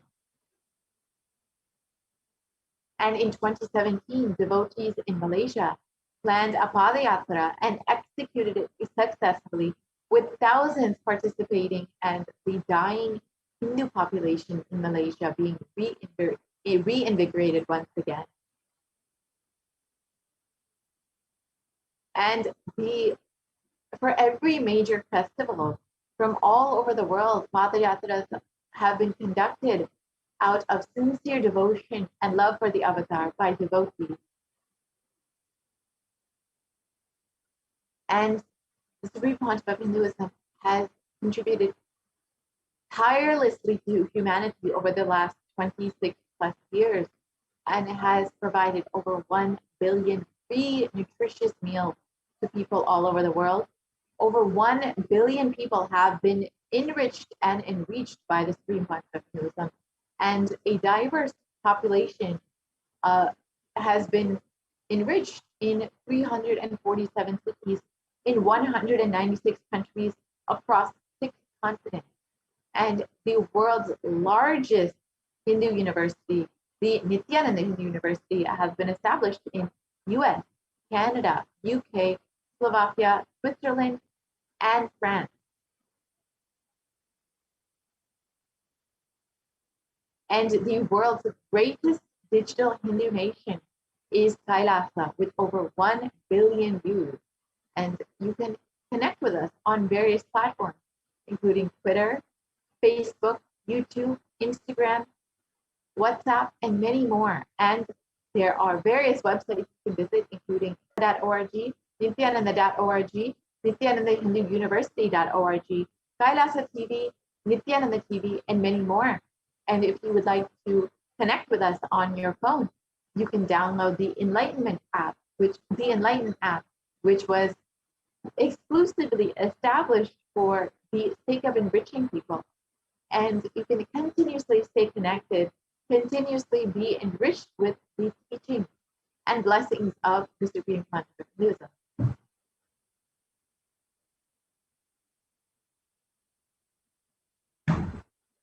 And here you can see the various cities all over the world where e-citizens have established communities successfully and are being enriched by this enlightenment ecosystem worldwide.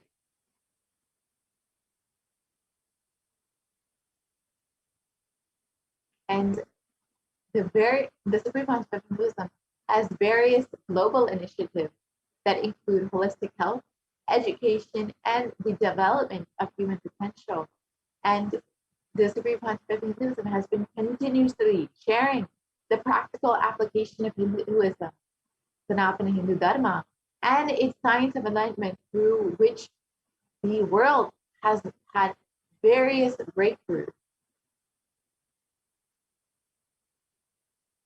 And the Supreme Concept of Hinduism and Kailasa have provided services through foreign aid using the United Nations has over 108 humanitarian charitable initiatives for helping people worldwide.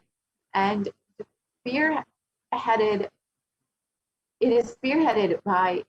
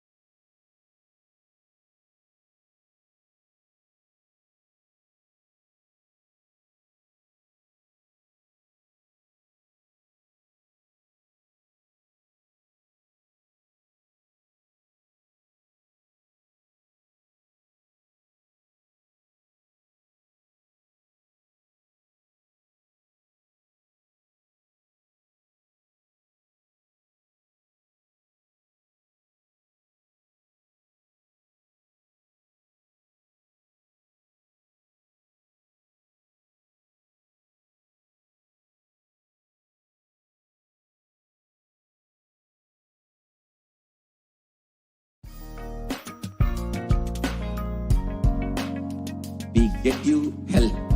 We get you ability to build beautiful relationships in your life.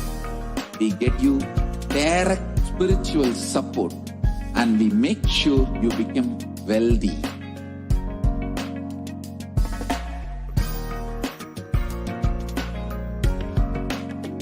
We won't stop giving you just good life. We will literally not stop till you live enlightened life. Manifesting the state of Paramashiva, space of Paramashiva, powers of Paramashiva, being of Paramashiva.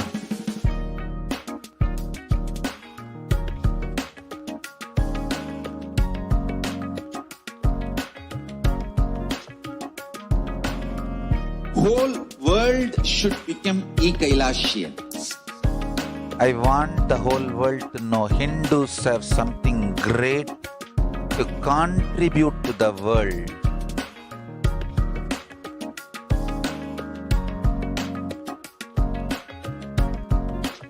We have something great to contribute to the world.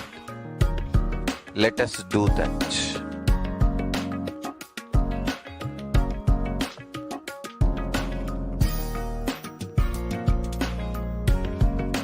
E-Kailasa is proper customized spiritual service helping you to identify your root patterns of suffering. We have perfected the science of helping every individual from every cultural, religious, nationality background.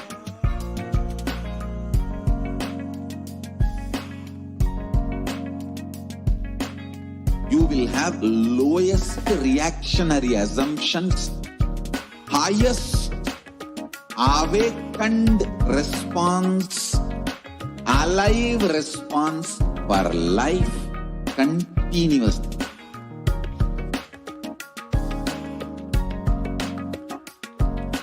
E-Kailasa is enlightenment ecosystem, literally enlightenment itself in your own home, wherever you are. Proper customized spiritual service helping you to complete with your life negativity, withdrawal from life, self-hatred, self-denial, self-doubt, so much of tiredness, laziness. We can support you aligning your diet, your attitude, your aptitude, your understanding about life. We can help you with everything.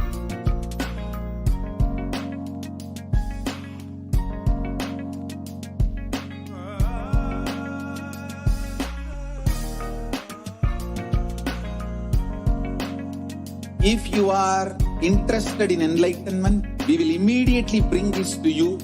If you are not interested, we will explain the whole science, inspire you, and make you interested in enlightenment time. We need to cater this enlightenment science to the whole world wherever they are, because enlightenment is the birthright of all human beings. Kailasa is responsible to provide that to all human beings.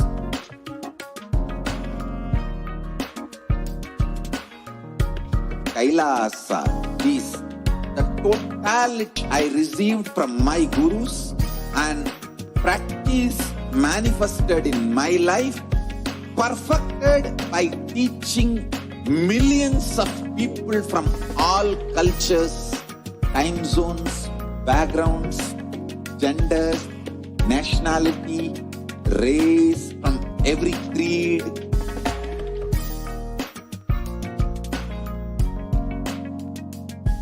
So this absolutely perfected knowledge available to you, served to you in your home without even you moving out of your couch, free of cost.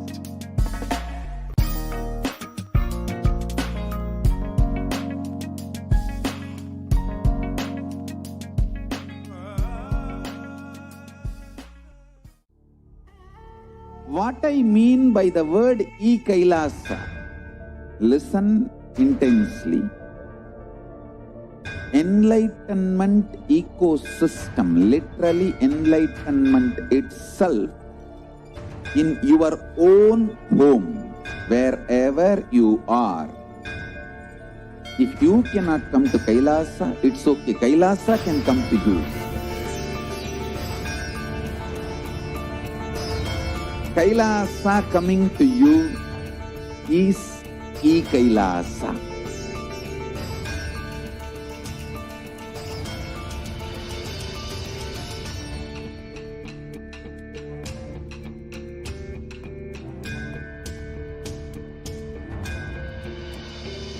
I will revive Hinduism.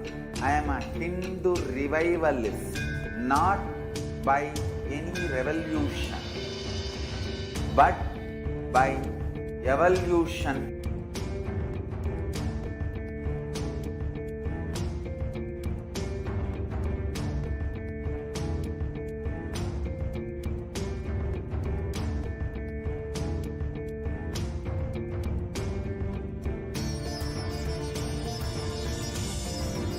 And setting model community.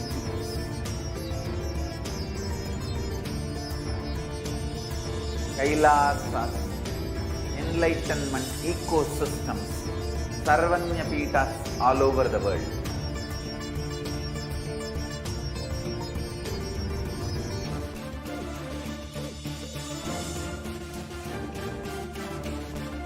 All powerful cognition, knowledge, only when you live, power manifestation and possibilities manifestation happens. It's a fundamental truth.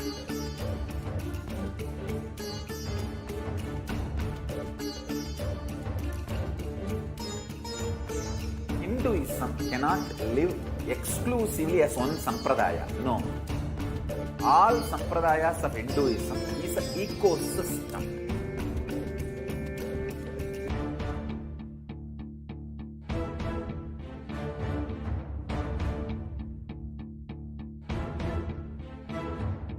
So don't keep quiet thinking that if one sampradaya is attacked, only that sampradaya is going to be affected.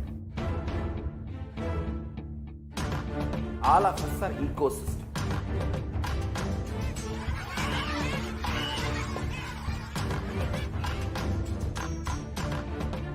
I invite all of you to get involved and enjoy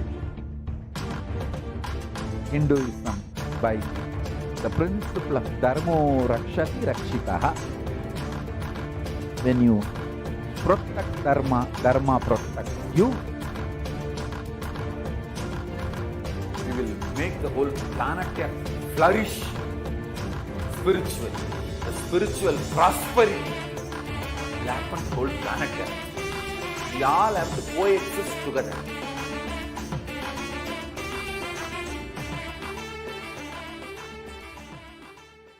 Just be alive for next 3 years. Don't die within next 3 years.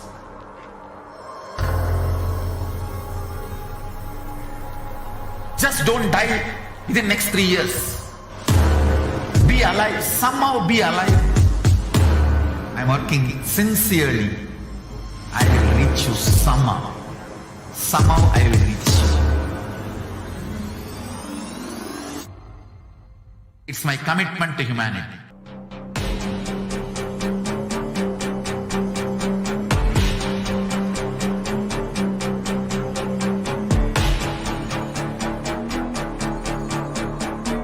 Just don't die within next 3 years. I will reach you wherever you are, whichever corner of the world you may be. I will reach you with enlightenment. You manifesting the space, state, powers, being Paramashivoham.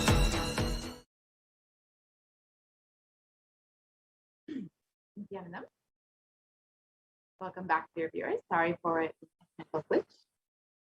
So, as we were sharing, the Kailasa and the Supreme Content of Hinduism have been providing foreign aid through various initiatives and a strong diplomatic network that has a order of 73 sovereign orders of Kailasa, and the national and international governments and organizations relationship over the past 4 years.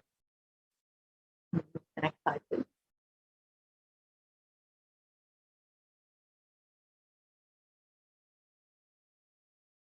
And here are the various initiatives that Kailasa has been enriching people with all over the world. The global, which includes Global Peace Initiative, Education and Children Initiative, Equality Initiative, and Food and Environmental Initiative.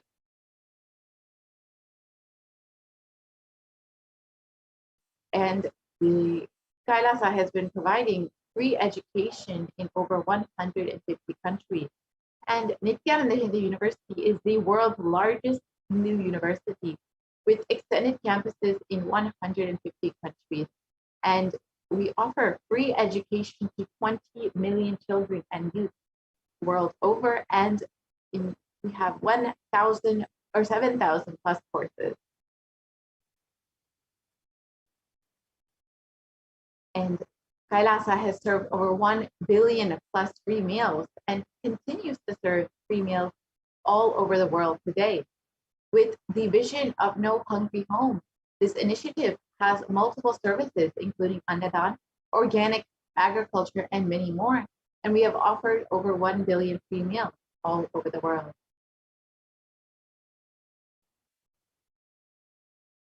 And Kailasa offers free food in 197 countries all over the world.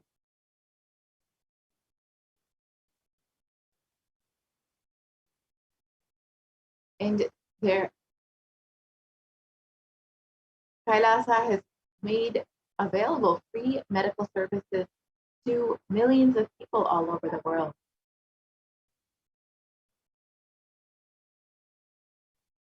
And the contribution of yoga from the Supreme Pontiff of Hinduism and Kailasa has been immense, with over 1,000 plus scriptural references mapped for yogic techniques such as asanas, dharana, kriya, pranayama, and many more, and 2 Guinness Book of World Records and 6,000 plus hours of courses on yoga and detoxification and health from the Supreme Pontiff of Hinduism.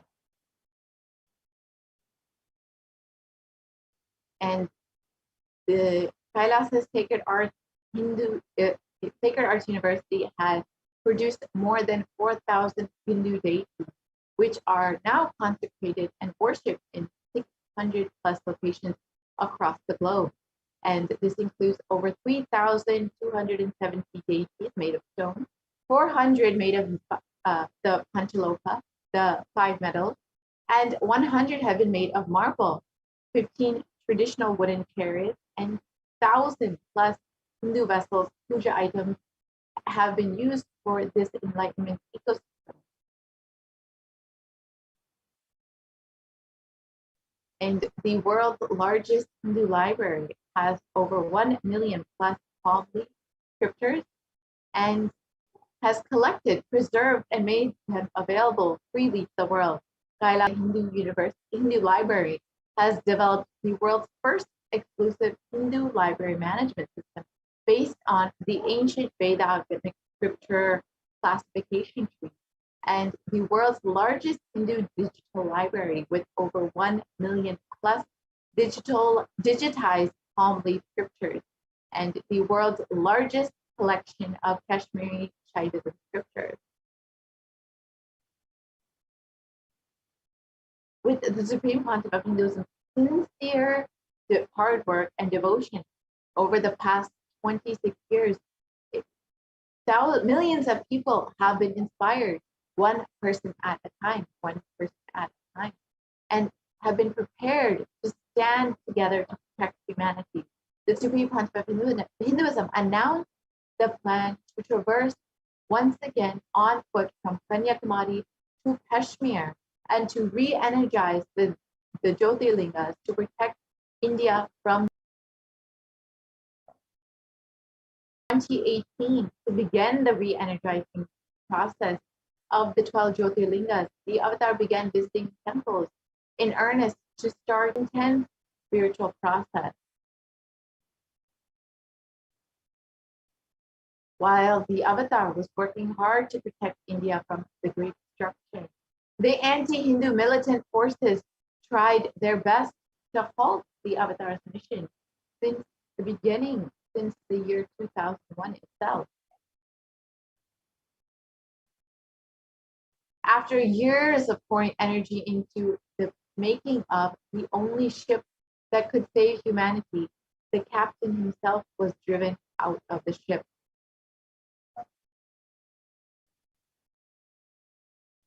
And militant anti-Hindu forces followed the Supreme Pontiff of Hinduism for 2 decades, instigating the deadliest and most brutal attack against a single Hindu leader. Since 2009, the Supreme Pontiff of Hinduism has survived over 70 assassination attempts, incessant lawfare, and repeated attacks against himself and his disciples.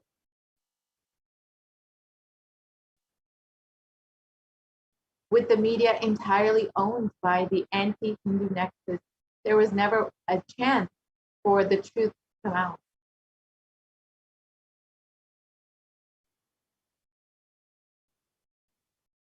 And there have been 14,000 hours of hate speech flooding the internet over the past 10 years. And this was broadcasted on the media to incite hatred and character and assassinate the Supreme Pontiff of Hinduism.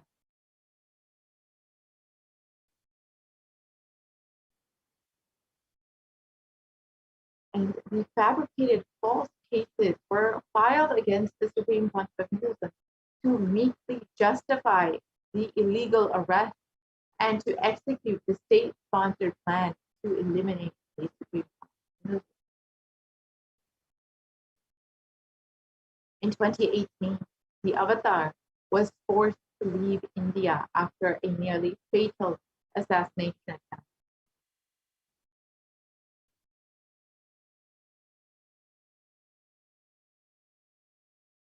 And in his absence, India and Indians are suffering the repercussions of their unconscious actions.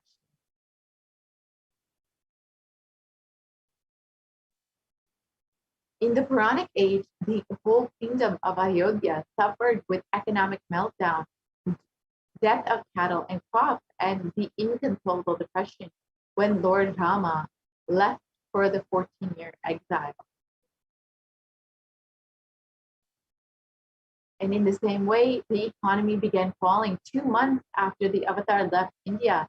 And today, India faces the most brutal effects of the pandemic with no end in sight.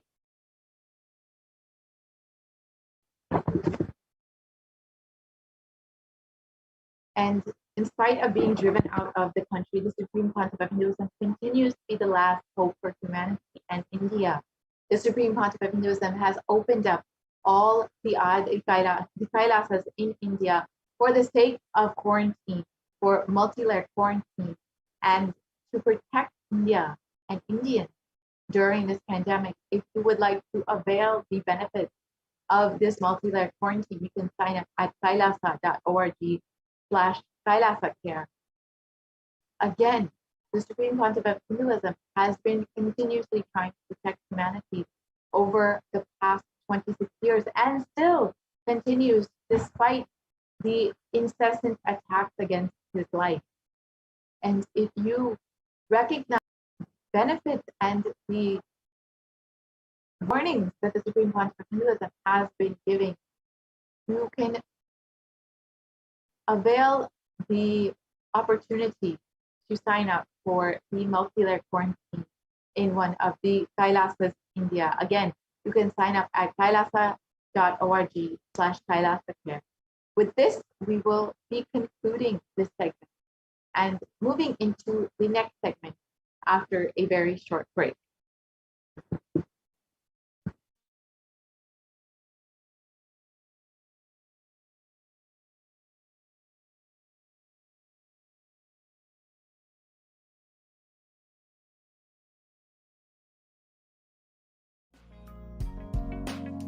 We get you health. We get you ability to build beautiful relationships in your life. We get you direct spiritual support, and we make sure you become wealthy.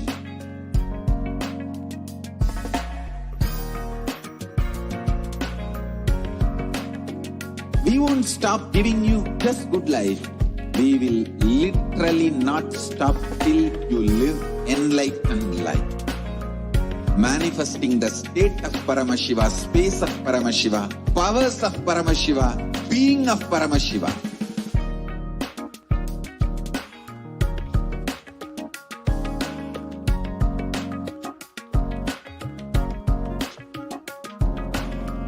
Whole world should become Ekailashians. I want the whole world to know Hindus have something great to contribute to the world.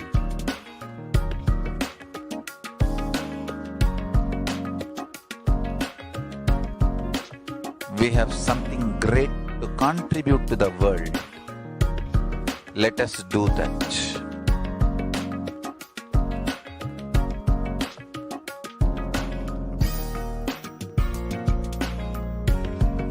E-Kailasa is proper customized spiritual service helping you to identify your root patterns of suffering.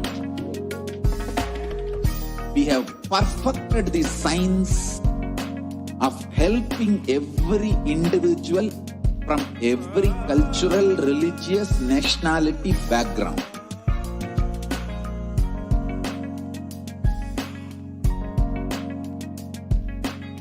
You will have lowest reactionary assumptions, highest awakened response, alive response for life continuously.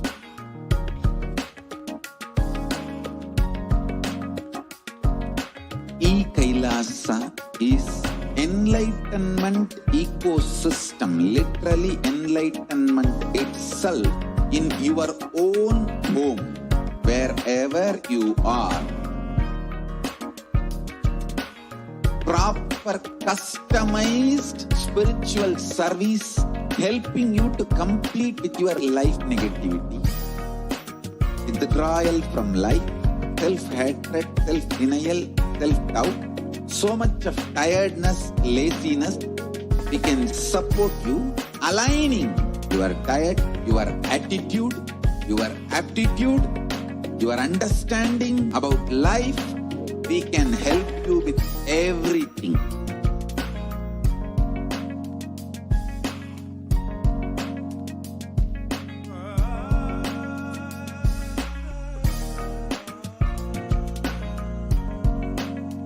If you are interested in enlightenment, we will immediately bring this to you. If you are not interested, we will explain the whole science, inspire you, and make you interested in enlightenment.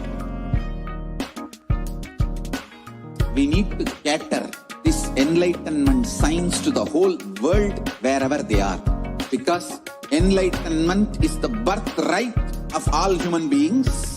Kailasa is responsible to provide that to all human beings.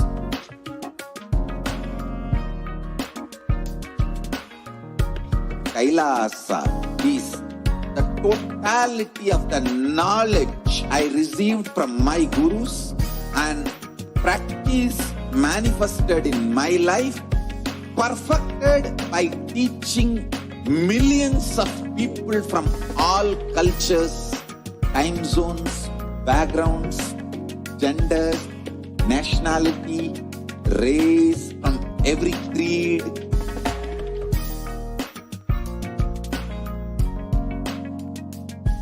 So this absolutely perfected knowledge available to you, served to you in your home without even you moving out of your couch, free of cost.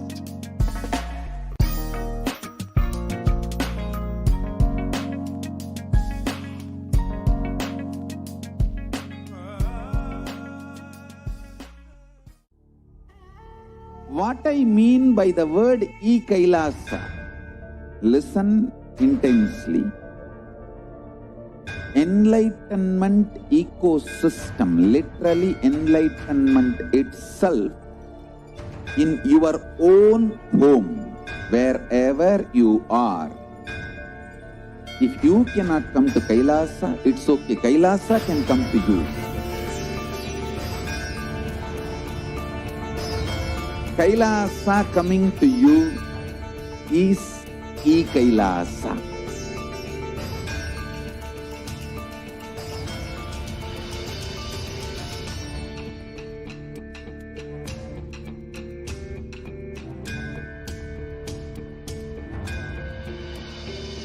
I will revive Hinduism. I am a Hindu revivalist, not by any revolution, but by evolution.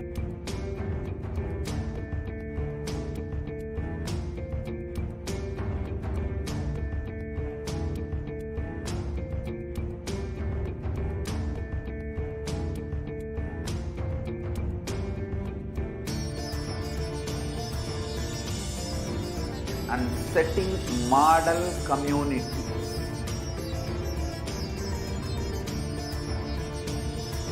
Kailasas, enlightenment ecosystems, Sarvanya Pitas all over the world.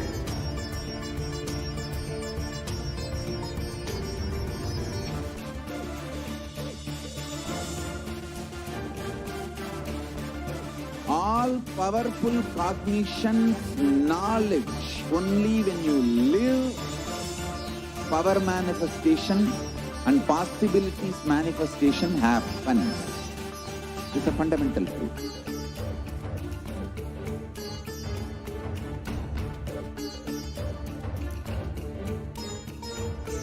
Hinduism cannot live exclusively as one sampradaya. No.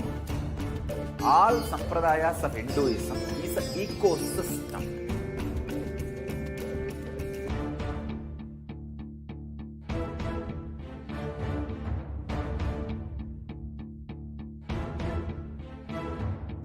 So don't keep quiet thinking that if one sampradaya is attacked, only that sampradaya is going to be affected. All of us are ecosystem.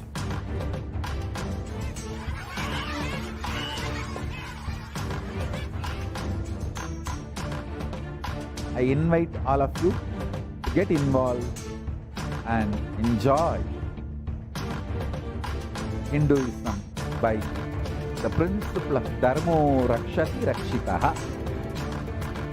When you protect Dharma, Dharma protects you. Will make the whole planet flourish spiritually. The spiritual prosperity will happen to the whole planet. We all have to coexist together.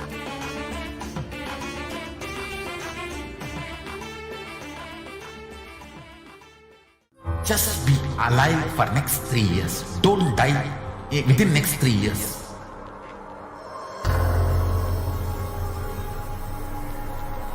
Just don't die within next 3 years. Be alive. Somehow be alive. I'm working sincerely. I will reach you somehow. Somehow I will reach you. It's my commitment to humanity.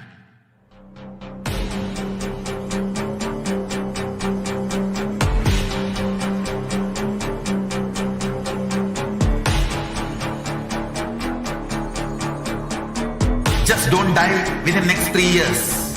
I will reach you wherever you are, whichever corner of the world you may be. I will reach you with enlightenment. you manifesting the space, state, powers, being Paramashivoham. It is possible, and it is possible for you.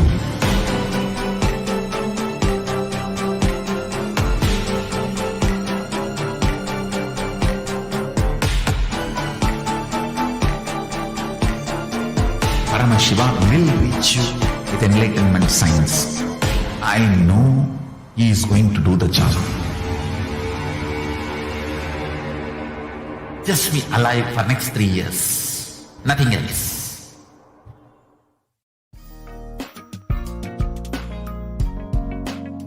We get you health. We get you ability to build beautiful relationships in your life. We get you direct spiritual support, and we make sure you become wealthy.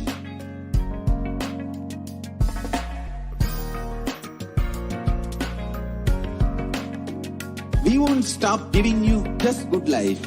We will literally not stop till you live enlightened life. Manifesting the state of Paramashiva, space of Paramashiva, powers of Paramashiva, being of Paramashiva.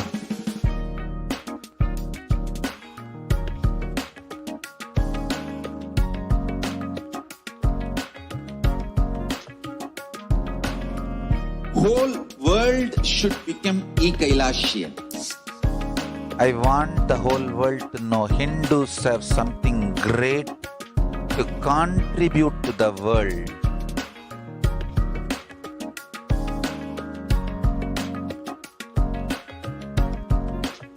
We have something great to contribute to the world. Let us do that.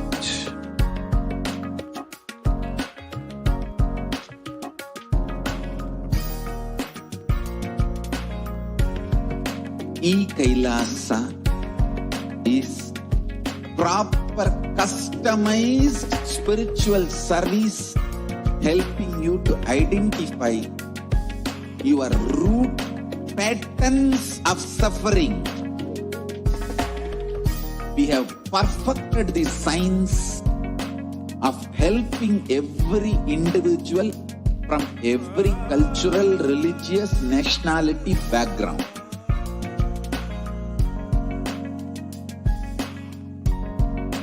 You will have lowest reactionary assumptions, highest awakened response, alive response for life continuously. E-Kailasa is enlightenment ecosystem, literally enlightenment itself in your own home, wherever you are. Proper customized spiritual service helping you to come life negativity, withdrawal from life, self-hatred, self-denial, self-doubt, so much of tiredness, laziness. We can support you aligning your diet, your attitude, your aptitude, your understanding about life. We can help you with everything.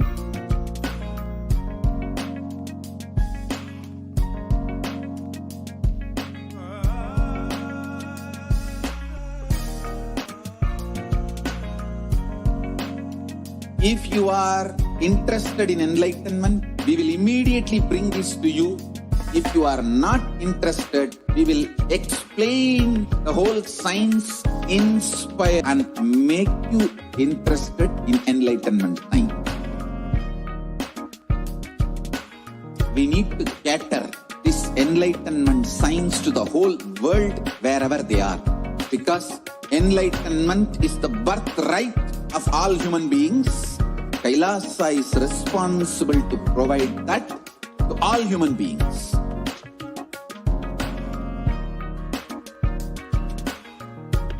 Kailasa is the totality of the knowledge I received from my gurus and practice manifested in my life perfected by teaching millions of people from all cultures, time zones, backgrounds, genders, nationality, race, from every creed.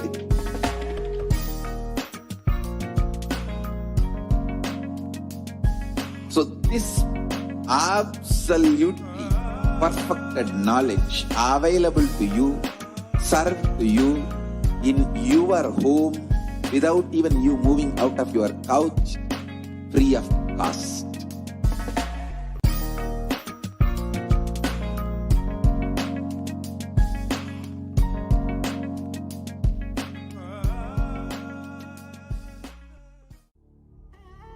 What I mean by the word e-Kailasa, listen intensely. Enlightenment ecosystem, literally enlightenment itself, in your own home, wherever you are. If you cannot come to Kailasa, it's okay. Kailasa can come to you.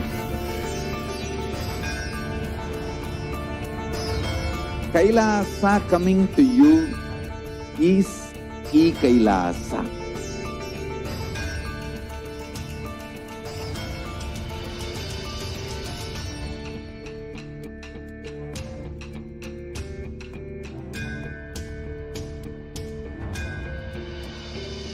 I will revive Hinduism. I am a Hindu revivalist, not by any revolution, but by evolution.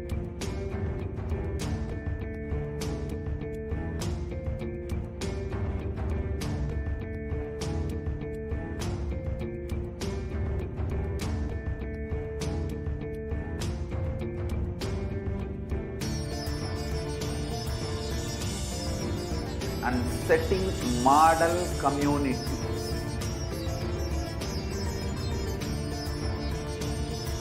Kailasas, enlightenment ecosystems, Sarvanya Pitas all over the world.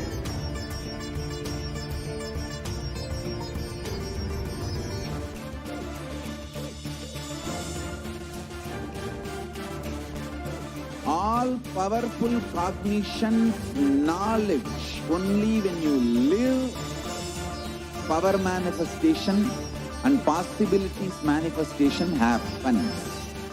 It's a fundamental truth.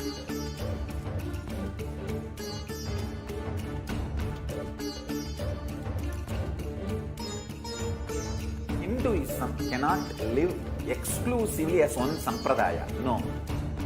All sampradayas of Hinduism is an ecosystem.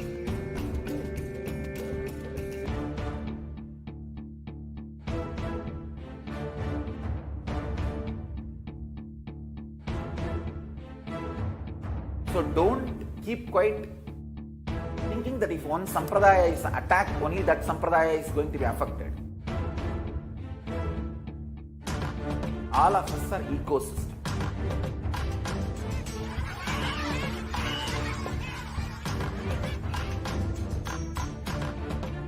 I invite all of you to get involved and enjoy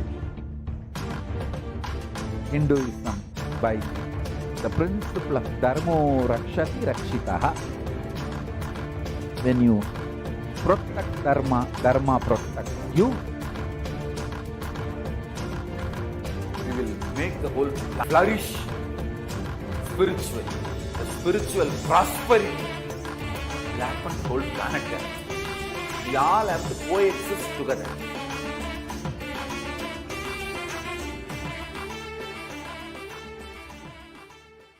Just be alive for next 3 years. Don't die within next 3 years.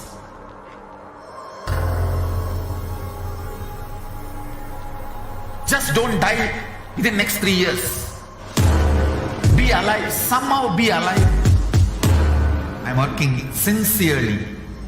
I will reach you somehow. Somehow I will reach you. It's my commitment to humanity.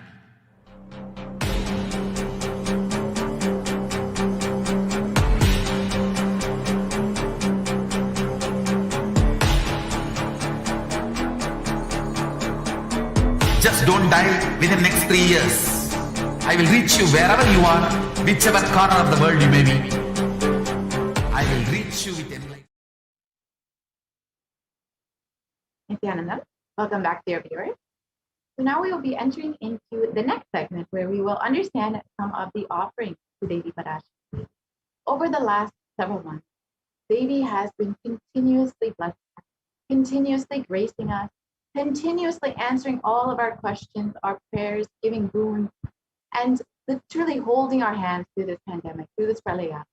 And these offerings are a giving of a divine gift of pure love, devotion, and oneness. And it consists of two parts, the giving and the accepting. Only when the divine accepts what one offers, the offering becomes complete. Offering is not made out of fear nor out of greed, but when an avatar lands, the offerings are purely a part of the grand Leela laid out for only the purpose of enlightenment.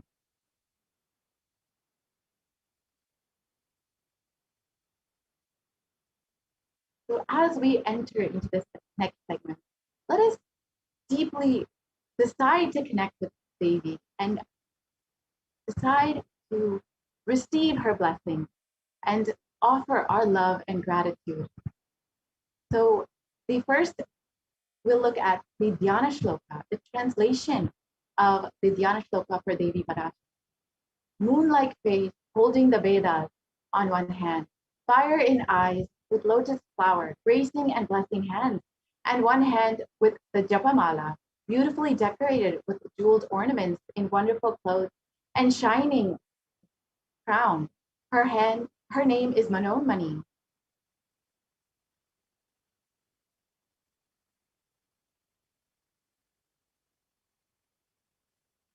And the Dhyana Shloka continues on. I meditate on Devi with three eyes glowing like a moon and holding the Vedas, the lotus, and gracing with blessing and gracing hands. She is wearing beautiful ornaments. She is worshipped by Brahma and other many gods and showers auspicious boons for all actions every day.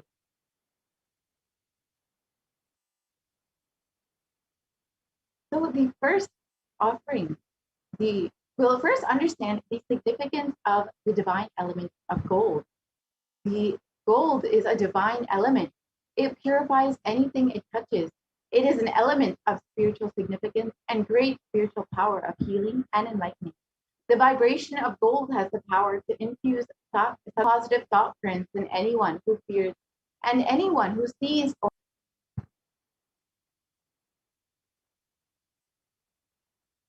and the translation continues on. Gold is present in all of our scriptures, the Agamas, the Vedas, the Shrutis, the Smritis, the Itihasas, and Puranas. In all the Hindu scriptures, it is abundantly displayed that gold is the most auspicious and purest metal, which purifies our being.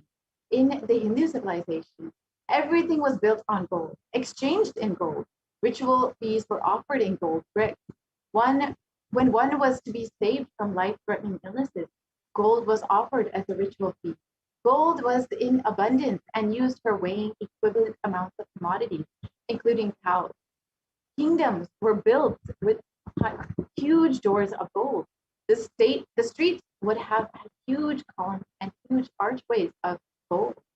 Horses and cows were dressed in gold.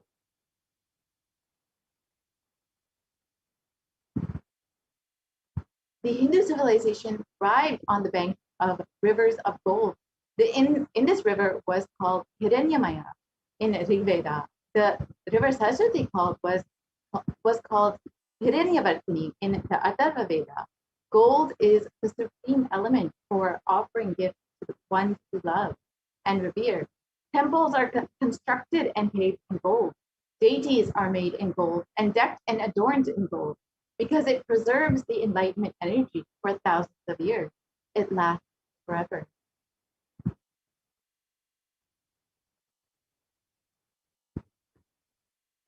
Let us look at the offering that we can make to Devi Parashakti. The translation for this verse, Devi is fond of true devotion. and is realized through true devotion. She can be won over through true devotion. She removes all.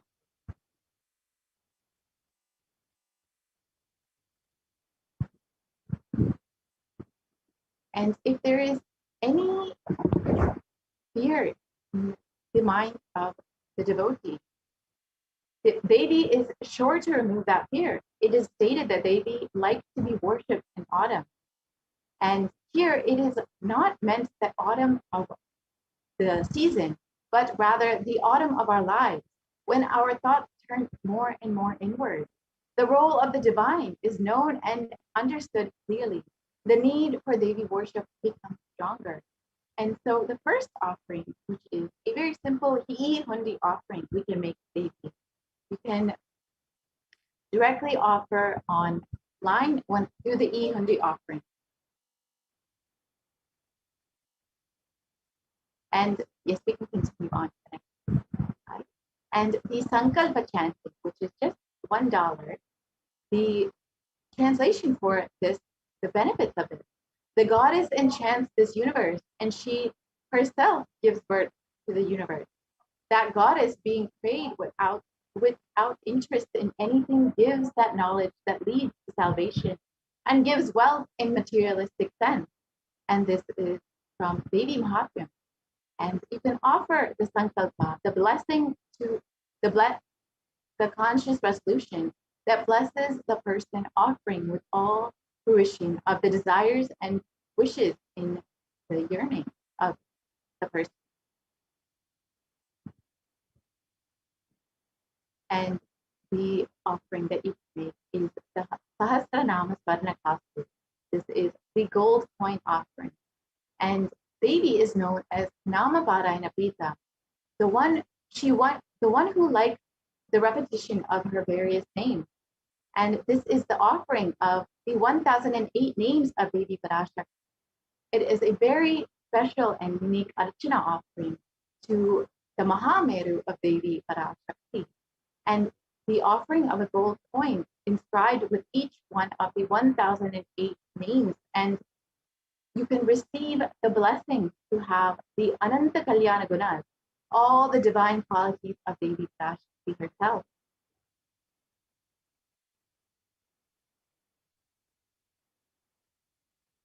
And the next offering is the Mukta Angut, the finger ring with a pearl. And the translation for the verse about Mukta Anguti: I bow to the goddess Meenakshi, whose crown has garlands of pearls, and the face shining like a full moon, who wears anklets that are studded with gemstones, and has small bells, who is shining like the splendor of lotus, who grants all the wishes, the daughter of the mountain, who is worshipped by goddesses Vani and Brahma. I remain ever bowing to the goddess Meenakshi, the ocean of compassion. And the Mukta Anguti is the offering of the pearl finger ring, and you can receive the blessing to be showered by Devi's compassion and pure love in all of your endeavors, your business endeavors.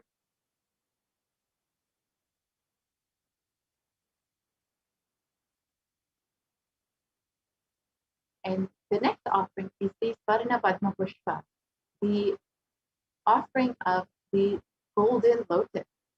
And the translation of this verse is from the Kamikagama: all the kalashas should be wound around with suitable thread and covered with new cloth.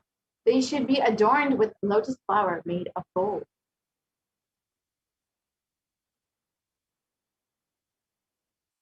And there are hundreds of scriptural references for using the lotus in worship of Paramashiva. Almost everything in worship of the ultimate involves the consecration of deities of worship, or meditating on, or the mudras and asanas used during worship involve the lotus flower, the lotus leaf, the lotus pericarp, and the lotus petal. The lotus is a divine flower. Shakti of Paramashiva is also called a lotus. The base of the Paramashiva linga is called a lotus. And the disciple of Paramashiva is also considered as a lotus, ready to bloom. And you can offer the lotus to in any size that you wish, and be blessed to have the state, the space, the powers and being of Devi in your inner space amid any and every adverse situation in your life.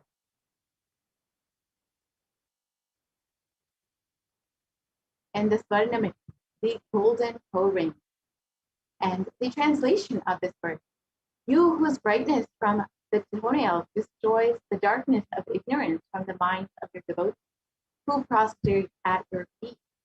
You whose brightness from your 2 feet overpowers that of the lotus flower.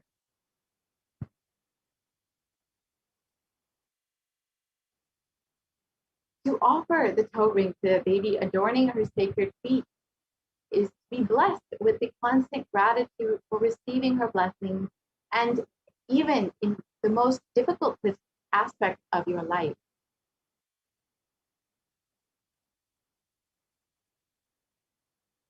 And the next is the Swarna Martika, the golden hairline jewel.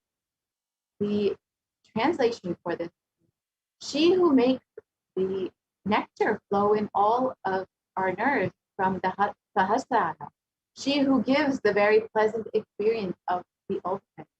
The Mantika represents the nectar flowing from the Sahasrara chakra, which is fully open.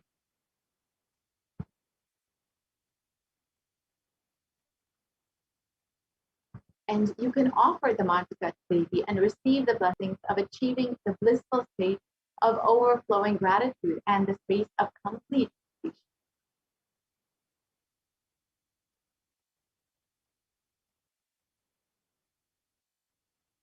And the most favorite offering of all the disciples and devotees is the Pratyaksha Pada Puja, the Pada Puja offered directly to the feet of the Guru. The illuminating, and you can see the translation for this verse, the illuminating splendor of Devi's toenails dispel the darkness of the ignorance in the devotees prostrating at her feet. Her feet, the lotus in beauty.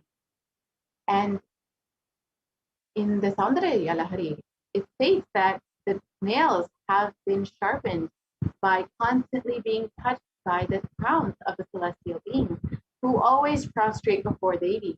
The Tamoguna is darkness. In this stotram, tamas is indicative of ignorance in the minds of the devotees, and by constantly prostrating before Devi, their ignorance is removed and they attain knowledge. Offering the Pratiksha Pada Puja to Devi Parashakti through the Nijavatara of the Supreme Pontiff of Hinduism blesses the Yajamana with all the auspicious blessings and the grace of the Guru himself.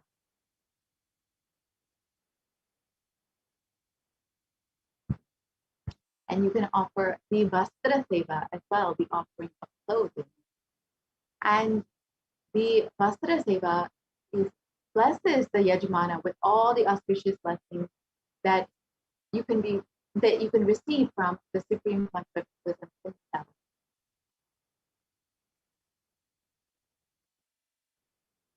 And here you can see the list of all the offerings. And if you would like to make any of these offerings, you can visit tiny.cc/Devi offering.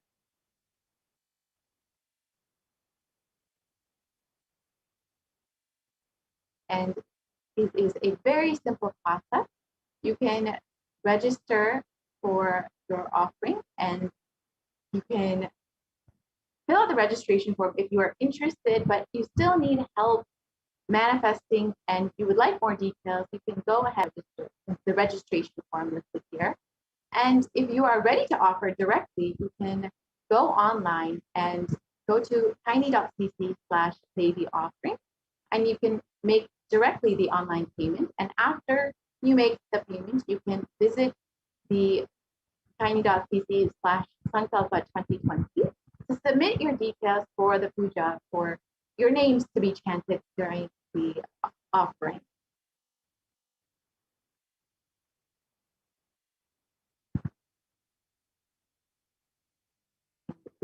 actually visit the website tiny.cc/Devi offerings and quickly go through the how to make the offering.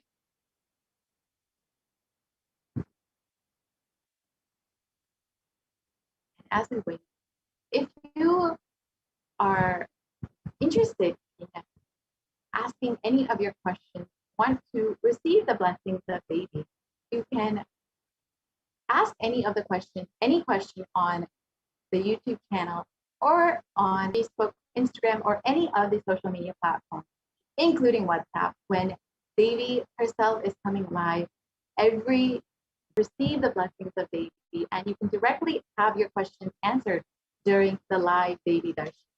So here you can visit, this is the tiny.cc/Devi offerings, and it is a very simple process. You can go ahead and select whichever offering you would like to make, whether the Pratiksha Pada Puja or the Vastra Seva, whatever offering you would like to make, you can go ahead and select that.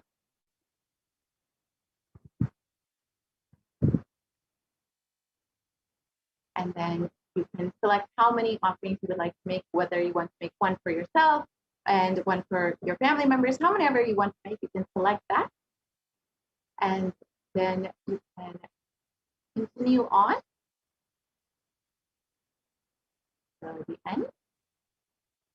And you can go to the offering additional information if you would like to learn more.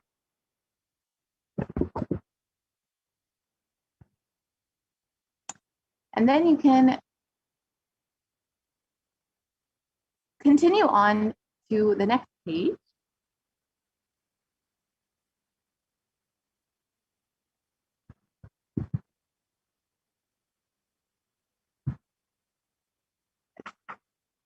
So the sevas there are all listed there, and you can continue on to the next page to offer your seva.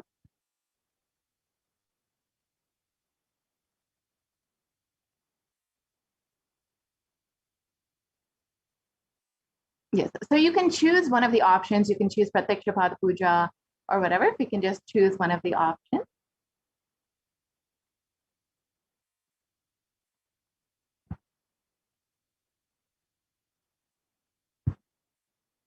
Yes, and then you can add that to your cart. You can add how many ever you would like, whether you want to offer one for yourself, your children, your best friend, whatever it may be. You can choose how many ever you choose. And then you can go to your cart and go ahead and make your payment. You have your cart total, and then you can proceed to the payment, and you can make the payment just as you would for any payment that you would fill out online, any order that you would fill out online. The same way, you can enter your credit card details and simply make the payment. So, yeah.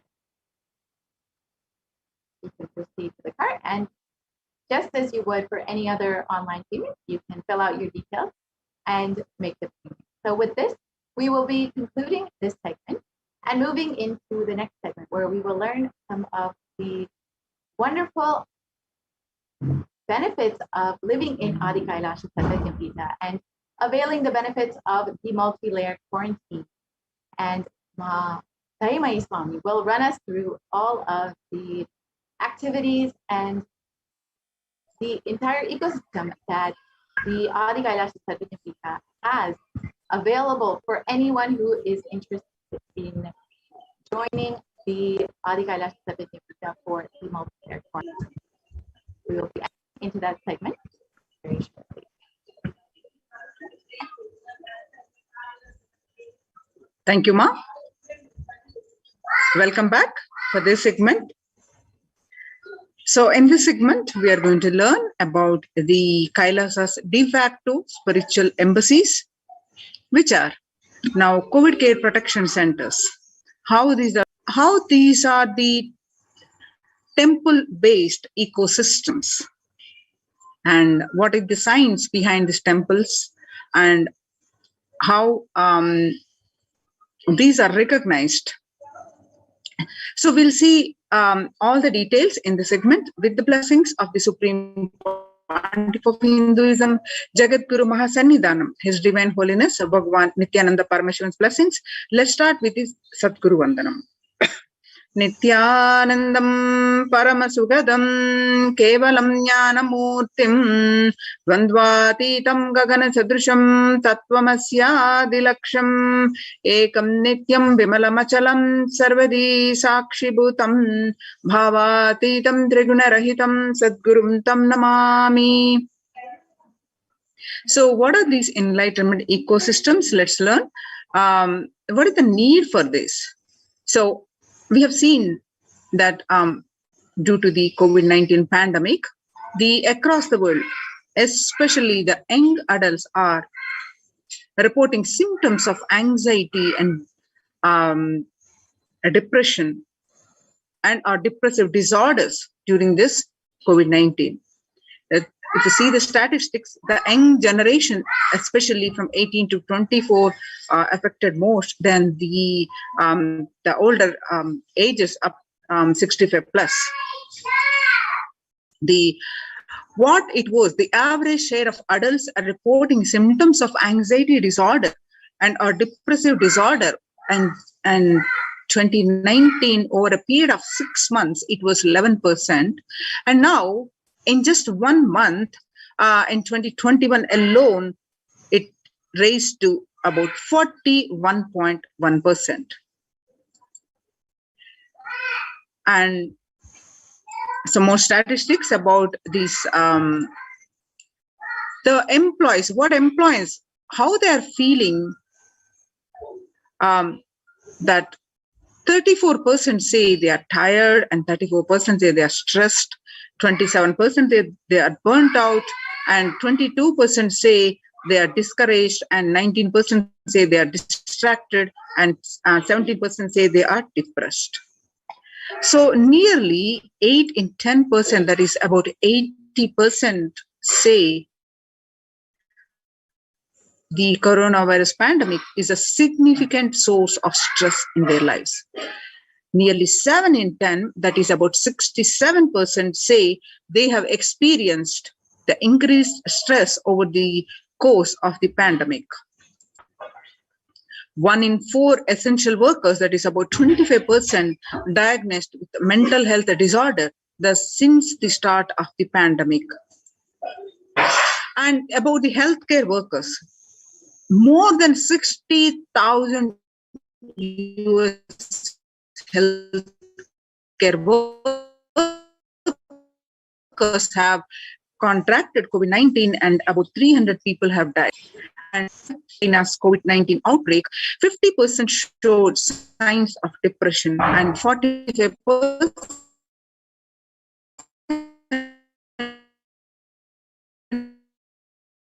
showed signs of anxiety. Depression is about COVID-19, 7%, according to the Helio survey. Then the anxiety levels in this pregnant and new mothers, which was before the pandemic was 29%, and now during this pandemic it raised to 72%. The US cases of depression have tripled during the COVID-19 pandemic, which is a lot in the United States, reporting symptoms of depression during this COVID-19 pandemic. The number of adults experiencing depression in the United States have tripled.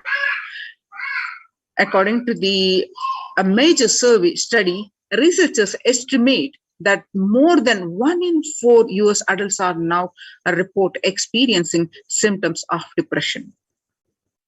Before this pandemic, just 8.5% US adults are reported being depressed. That number has been raised to 27.8% as the country struggles with COVID-19. And the employees say burnt out. Again, the young adults, about 22 to 25, reports 89%, and about 26 to 37 about 83% say they are burnt out, and ages 38 to 54, about 73%, and about 55 to 74 age group, 62% say they are burnt out. So what are the Kailasa's contributions from Kailasa, the Department of Human Services, with the blessings of the Supreme Pontiff of Hinduism? Kailasa's Department of Enlightened Civilization presents. So Kailasa's Department of Religion and Worship and Department of Human Services and each of Kailasa's temple ecosystems consider the right of happiness to be the highest fundamental right of all humans. In fact, all beings. The ultimate goal of Hinduism and Kailasa, led by the Supreme Pontiff of Hinduism, Jagadguru Mahasannidhanam, His Divine Holiness Bhagwan Nithyananda Paramashivam plus, it is the material and spiritual well-being and prosperity of humanity. Kailasa is a place where everything related to super consciousness is revived. All the sampradayas, all the spiritual ecosystems created for enlightenment will be revived and established in such a way it never gets lost again. They're forever serving the humanity, says the Supreme Pontiff of Hinduism. Now you see how the Supreme Pontiff of Hinduism tirelessly worked over a period of 27 plus years. As you can see the glimpses, occasions,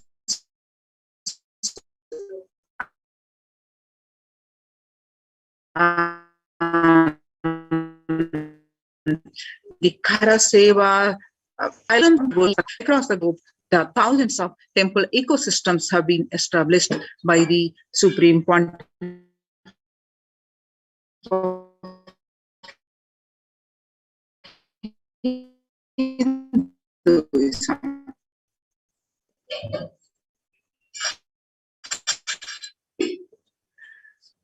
In 1994, where the Mataji Vibhudananda Puri, Kailasa in Tiruvannamalai is traditionally passed on to the hands of the Supreme Pontiff of Hinduism, Jagadguru Mahasannidhanam, Bhagwan Nithyananda Paramashivam. And a rightmost picture that you see, Kailasa in Tiruvannamalai receiving the visitors and delegates for the Kalpataru meditation workshop.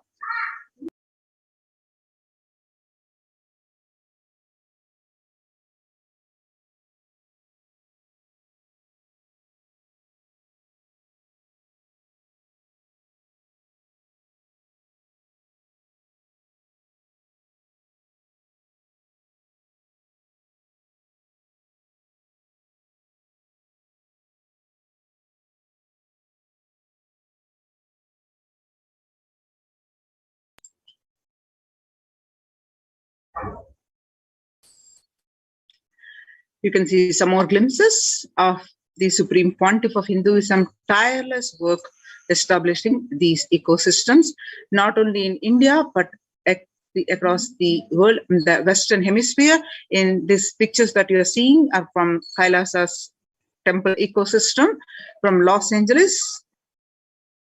The headquarters, the temple ecosystem, which has got 25,000 square feet temple complex, 80 plus deities, and it is one of the largest Hindu ecosystems of the West.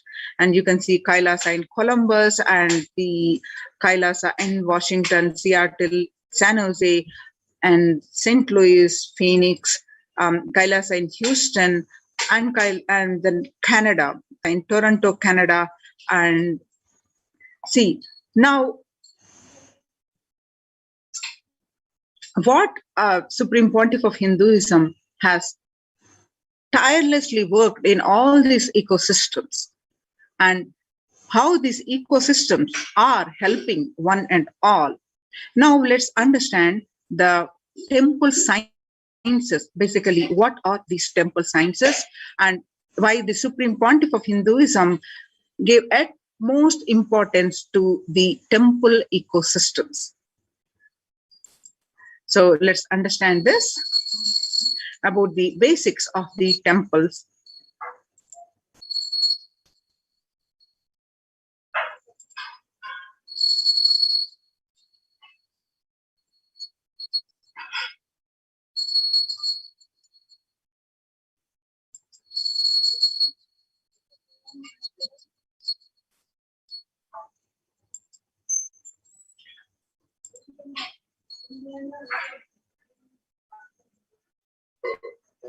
Yes. So, temple ecosystem of Kailasa. Reviving the enlightened civilization is the vision of Kailasa, the purpose of my advent. Paramashiva assuming this body and manifesting, says the Supreme Pontiff of Hinduism. Kailasa is basically an enlightened civilization where everything happens based on the ultimate cosmic principle and ultimate possibilities and powerfulness. You want to know about the universe, they will show you how the universe and teach you. And you want to know about the cosmos, they will just show you the cosmos and simple and straightforward way. In Sanatana Hindu Dharma, we had at least 10,000 sampradayas, religions, spiritual traditions, keeping this enlightenment science alive. Each Hindu sampradaya is a spiritual ecosystem created for keeping the enlightenment science alive. Every monastery, every adhinam, every mutt, every temple, every Veda Pathashala, every Sarvajna Pita is a lineage. Sampradaya created to keep the ecosystem of spiritual enlightenment alive. Some may be Shakta, some may be Yoga. These are the various traditions.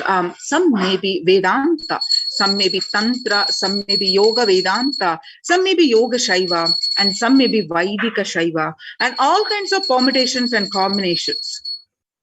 Each temple and each mutt, each monastery, each adhinam, each Veda Pathashala, each sampradaya spiritual ecosystem create enlightenment science alive of that sampradaya.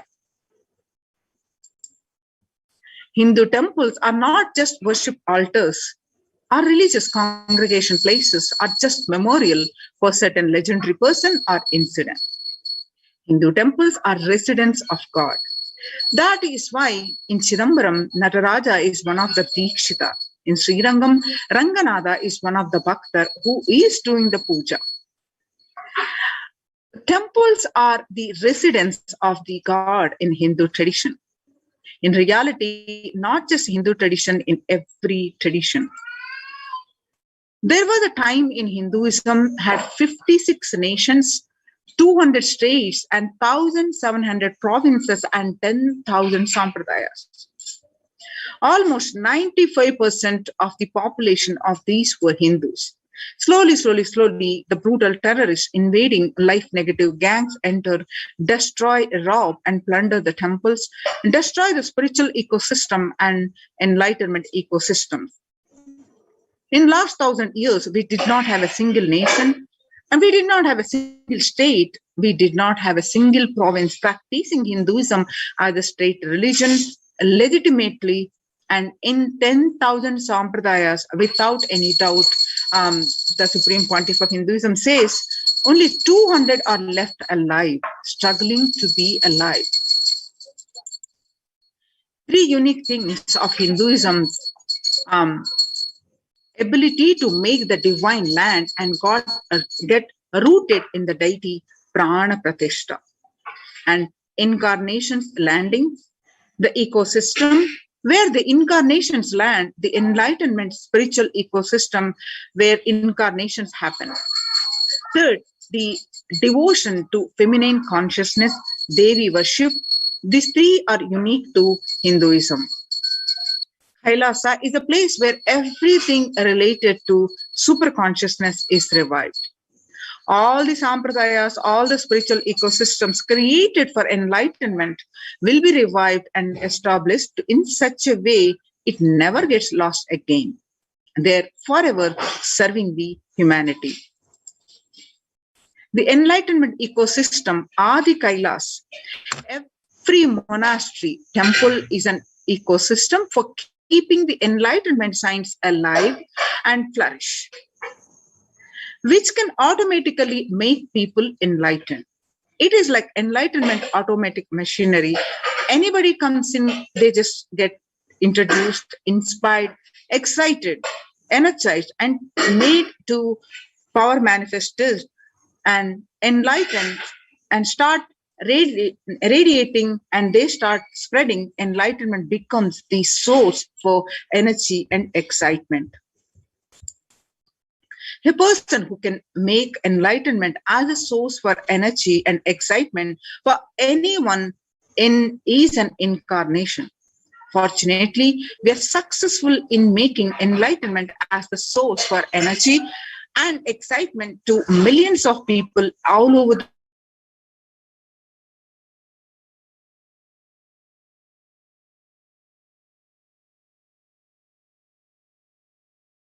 available for everyone to experience.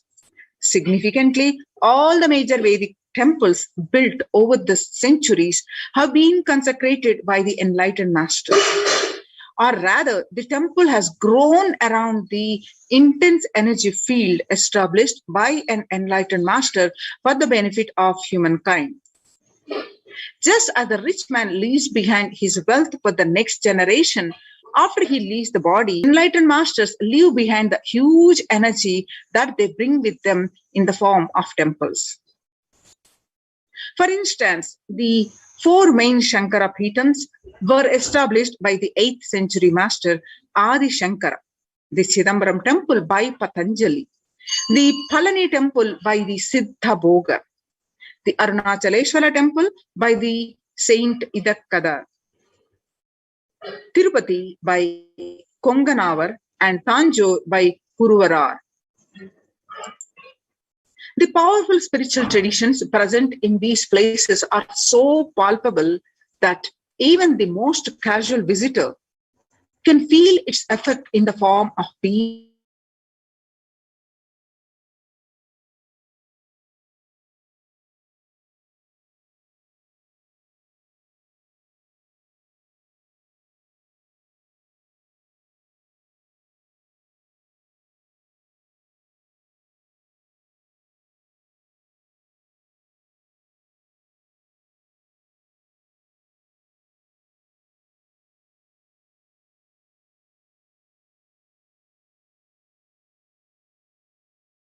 sorry for the technical glitch.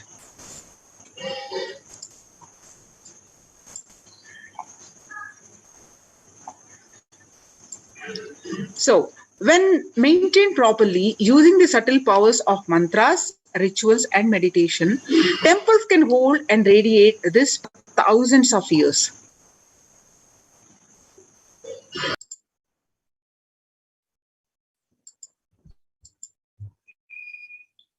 The temple structures.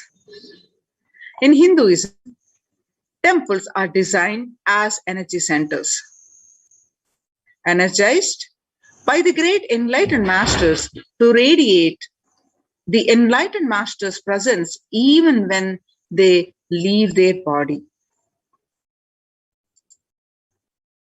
Temples are found deliberately at a place where the positive energy is available abundantly from the magnetic and electric wave conveyances of the north and south pole push.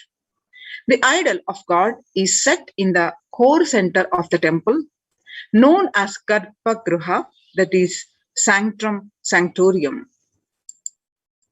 This is the area where the Earth's magnetic field is discovered to be the most extreme. Therefore, it is the energy source. The Dvajastambha, that is the flagpole, behaves as a transformer. The huge domes are for amplifying the energy. Temples are systematically built for the transmission of energy on a large scale. Temples and the enlightened beings.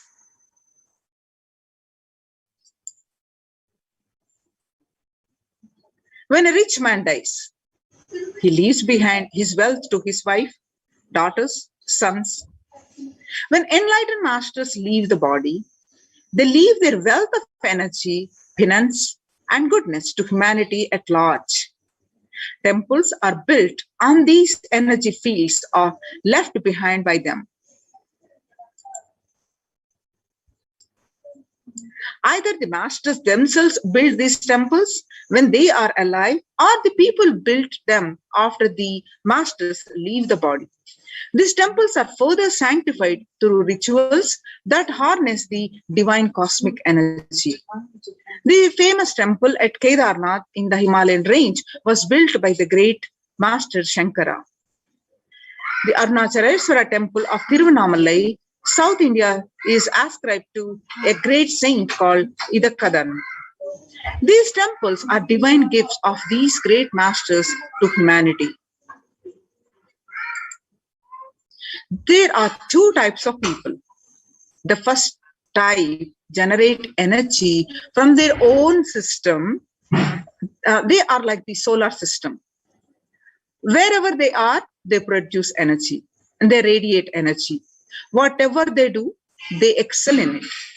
Whatever they touch flourishes. They are the ones who nourish the world.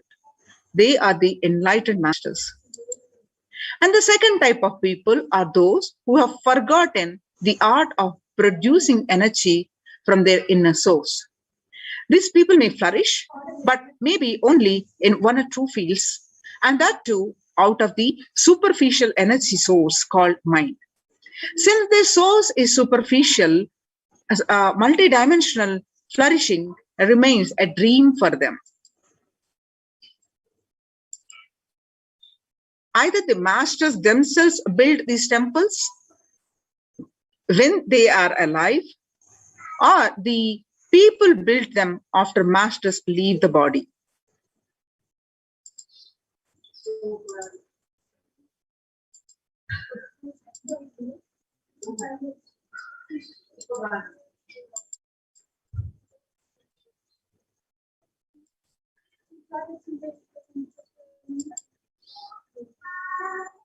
In Hinduism, temples are designed as energy centers, energized by the great enlightened masters, and radiate the enlightened masters' presence even when they leave the body.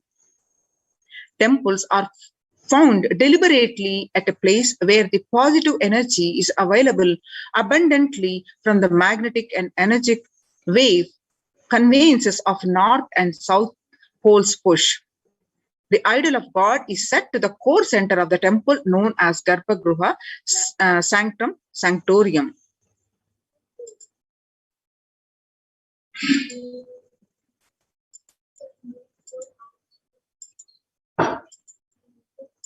The powerful spiritual vibrations present in these poles are so palpable that even the most casual visitor can feel its effect in the form of peace, bliss, or clarity. When maintained properly, using the subtle powers of mantras, rituals, and meditation, temples can hold and radiate this precious energy for thousands of years.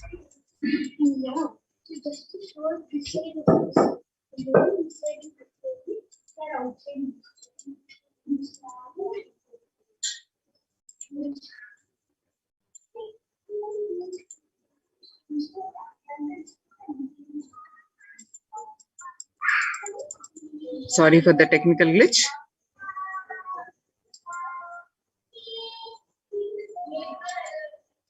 Installing the deities. As per Vedic sciences, there are two ways to install the energy in a deity. One is Agama Pratishta and the other is Prana Pratishta. In Agama Pratishta, energy installation is done of people. It is done essentially of mantras, and this method will install only a few volts of energy. The energy intensity will be decided by nature of the mantras, the accuracy with which it is chanted, and above all, the psychological state of the person chanting them. In Prana Pratishta, the energy installation is done by the first category of people, that is the enlightened avatars. it happens through a direct connection with the divine cosmic energy that nourishes the whole universe. The first category of people, that is the enlightened masters, are pure channels for the divine cosmic energy to flow through. They can choose what manifestation of the energy they wish to install for the goodwill of the society. Masters have worked on the science of the inner world and have installed various aspects of the divine energy in these temple deities. Every historic temple has its own significance. Each deity has its own boon to offer depending on the type of the energy installed in it. That is why in order to conceive children, you go to a particular temple. In order to wed a suited spouse, you go to a different temple. To defy planetary influences, you go to a different temple. And for financial problems, you go to a different temple. These benefits are nothing but the special energy packs. Temples are structures that replace an enlightened master's presence.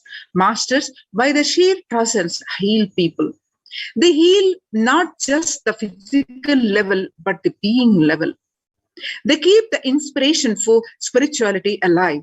Their presence offers an ambience of sacredness. Temples are spaces created by the masters to offer these same things that they offer. While consecrating the Nithyanandeshwara Paramashiva temple sanctum at the Bangalore Adinam, the Supreme Pontiff of Hinduism said, "An enlightened master is the cosmos in human form, the ultimate human form fit to perform a sanctum consecration."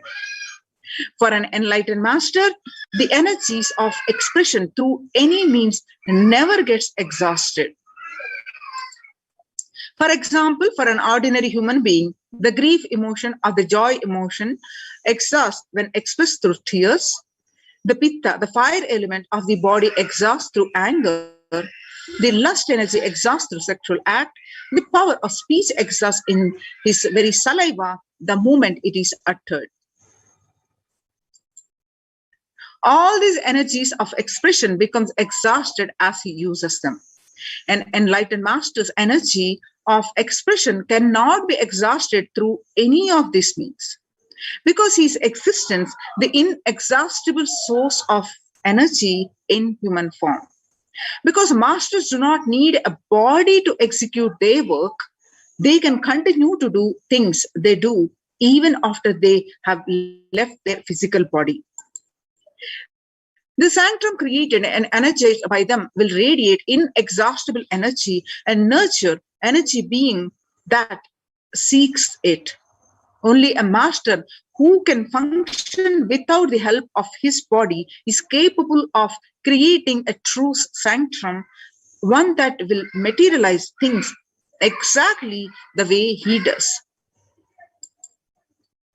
If God is everywhere, why go to a temple? The answer to this question, Sri Ramakrishna, a great enlightened master of the 20th century, gave a beautiful answer. There is a milk all over the cow, but we can't get it by just piercing it anywhere. Through the cosmic energy, though the cosmic energies are available everywhere, we're not able to perceive it because it is extremely subtle.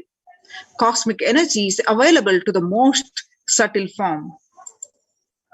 An enlightened being or the highly evolved soul knows the signs of subtle energy into a gross form which we can perceive and absorb. Temples are engineered by the great rishis in such a way that the cosmic energy becomes available to all as a source of healing and spiritual transformation. Why so many temples in Hinduism? In India, about 90% of all tourist attractions are temples. There are lakhs of temples across length and breadth of India, and in places like Varanasi, for every person living there, there is a temple. But why so many temples? Whatever a civilization thinks as the highest experience, it builds structures related to that. If people in a country think football is the greatest experience, they build magnificent football stadiums all over. If people think education is the greatest experience, they build schools and colleges. For thousands of years, Hindus in India thought of enlightenment and God as the highest experience. So they built temples. For this reason, in any city, there will be a large temple built first, and around it, the city will be built around it. The human body is considered a miniature of the cosmos. And a temple is an expansion of the human frame. Now let us understand the science of temples. For thousands of years, Hindus in India thought of enlightenment and God as the highest experience, so they built temples.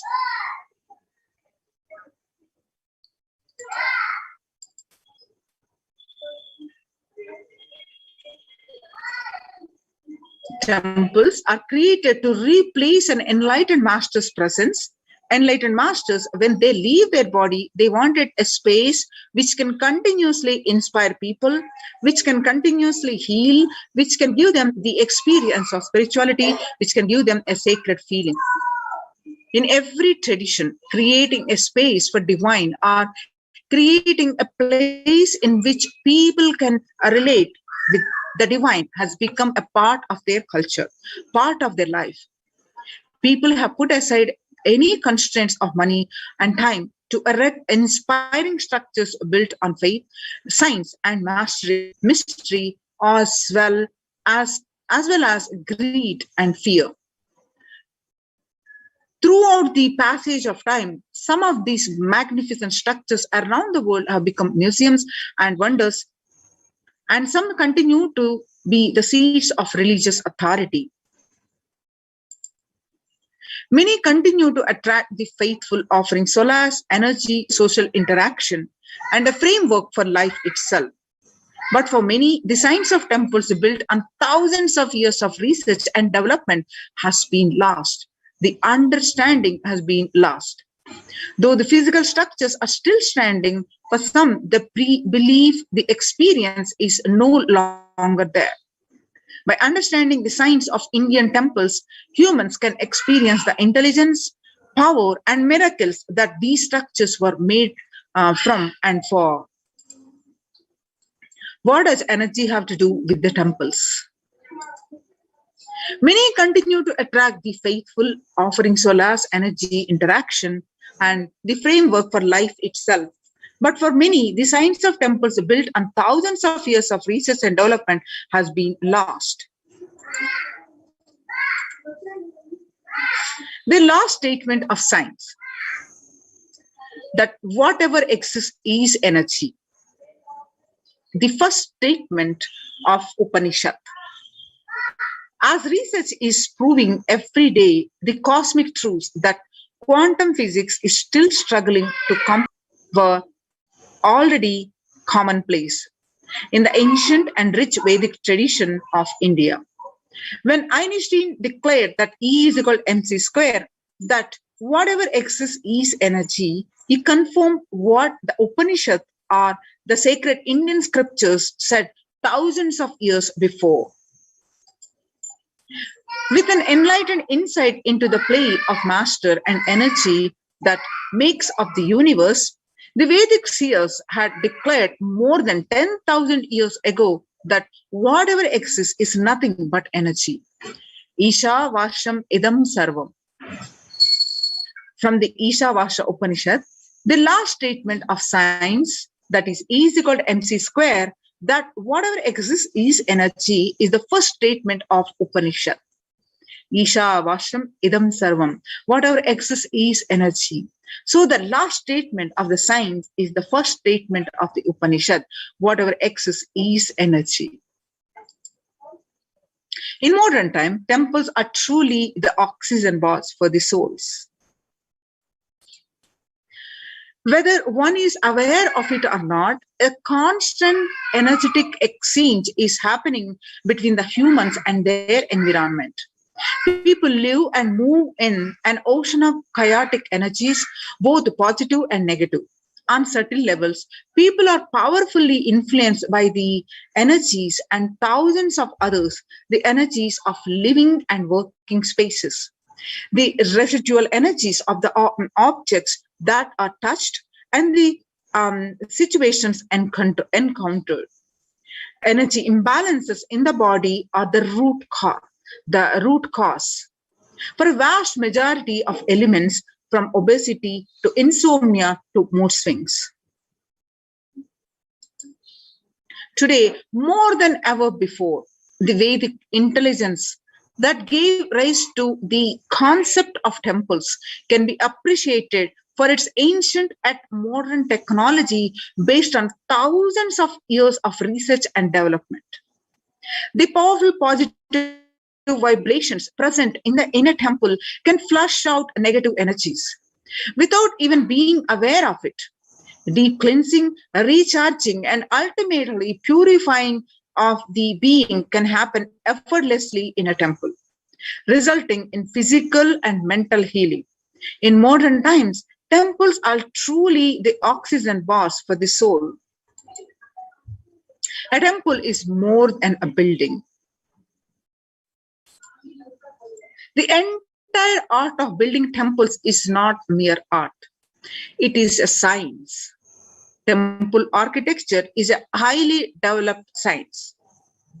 Every single facet of it, from the size of the idols and the size of the rooms and the courtyards, the directions in which each has to be situated, to the process of installing the idol in the sanctum, all these are laid down in detail in manuals that were developed thousands of years ago, says the Supreme Pontiff of Hinduism.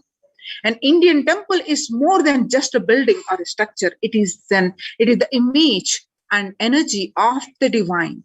A temple is a miniature cosmos comprised of the 5 elements and a presiding deity.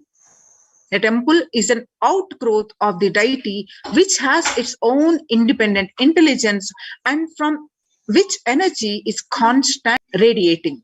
Temples are also used for social interactions, spiritual education, cultural events, and economic exchange.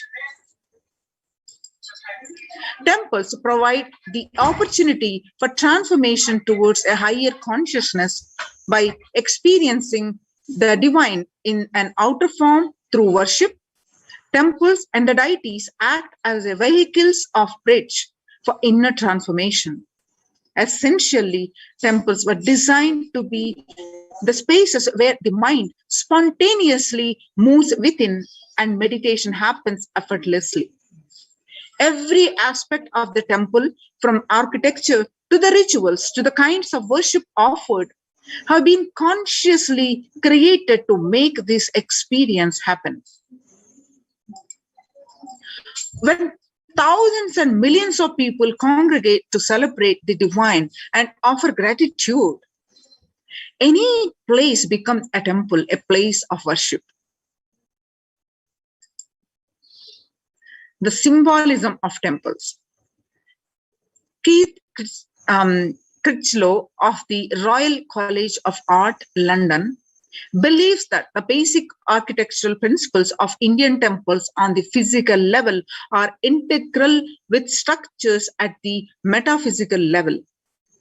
The Agamas and the Upanishads make several references to the corresponding of the human body and soul to the temple.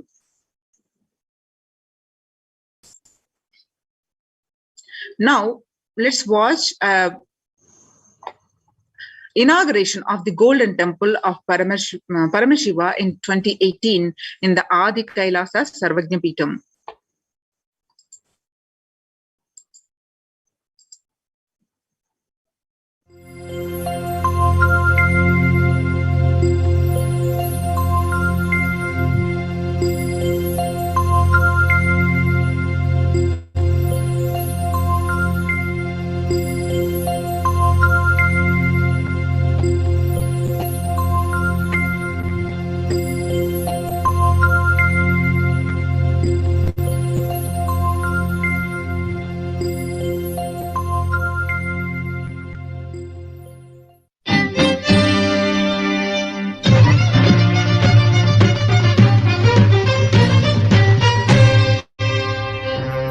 श्रीनित्यशिखरदर्शनं समस्तपापहरणं जन्मराहित्यम् अनिभेदोत्तिगदरा Shri Paramhans Nityanand भ्रमरांब दिव्यक्षेत्रं दर्शिंచి మోక్షమే ఉందండి భక్తులారా.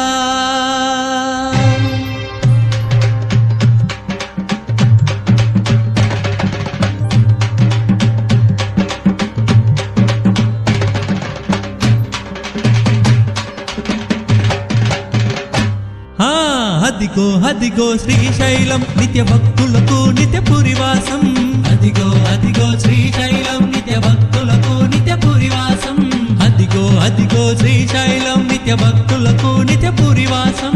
అదిగో అదిగో శ్రీశైలం నిత్య భక్తులకు నిత్య పురివాసం. మోక్షమునర్చగే శ్రీశైలం నిత్య సన్నిధి జయ గురు శైశైలం. మోక్షమునర్చగే శ్రీశైలం నిత్య సన్నిధి జయ గురు శైశైలం. ఓం హర హర నిత్య హర హర నిత్య. అదిగో అదిగో శ్రీశైలం నిత్య భక్తులకు నిత్య పురివాసం. అదిగో అదిగో శ్రీశైలం నిత్య భక్తులకు నిత్య పురివాసం.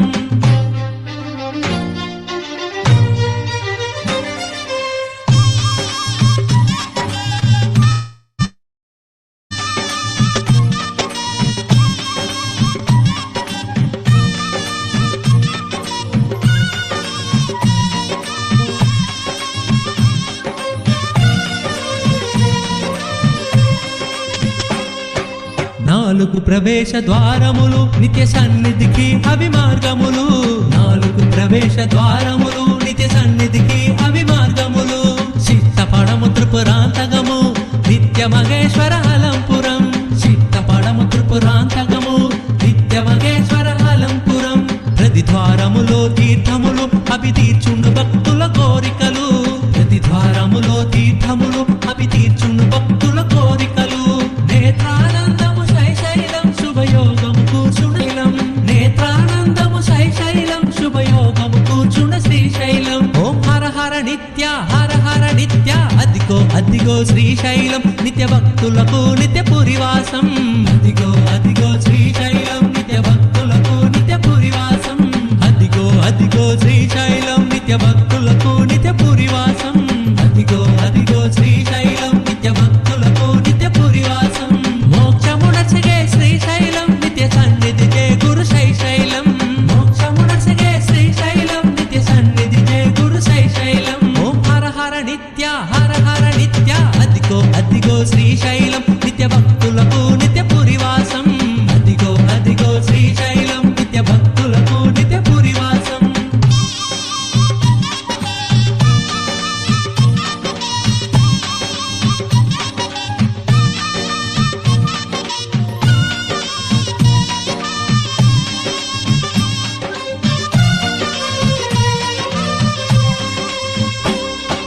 నిత్య హృదయమే Srisailam ఆరునిదేజమే Srisailam.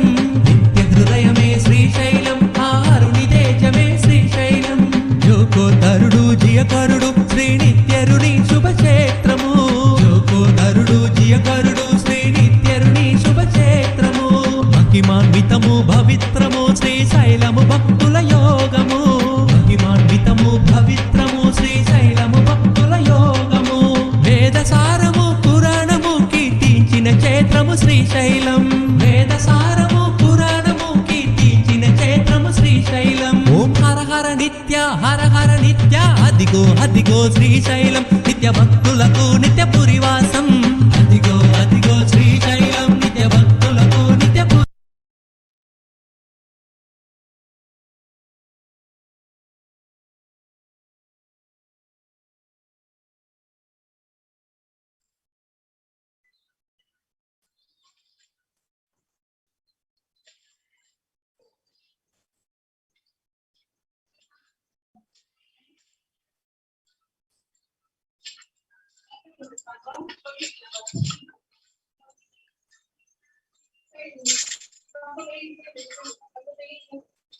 Now, we are understanding the basics of the temple sciences.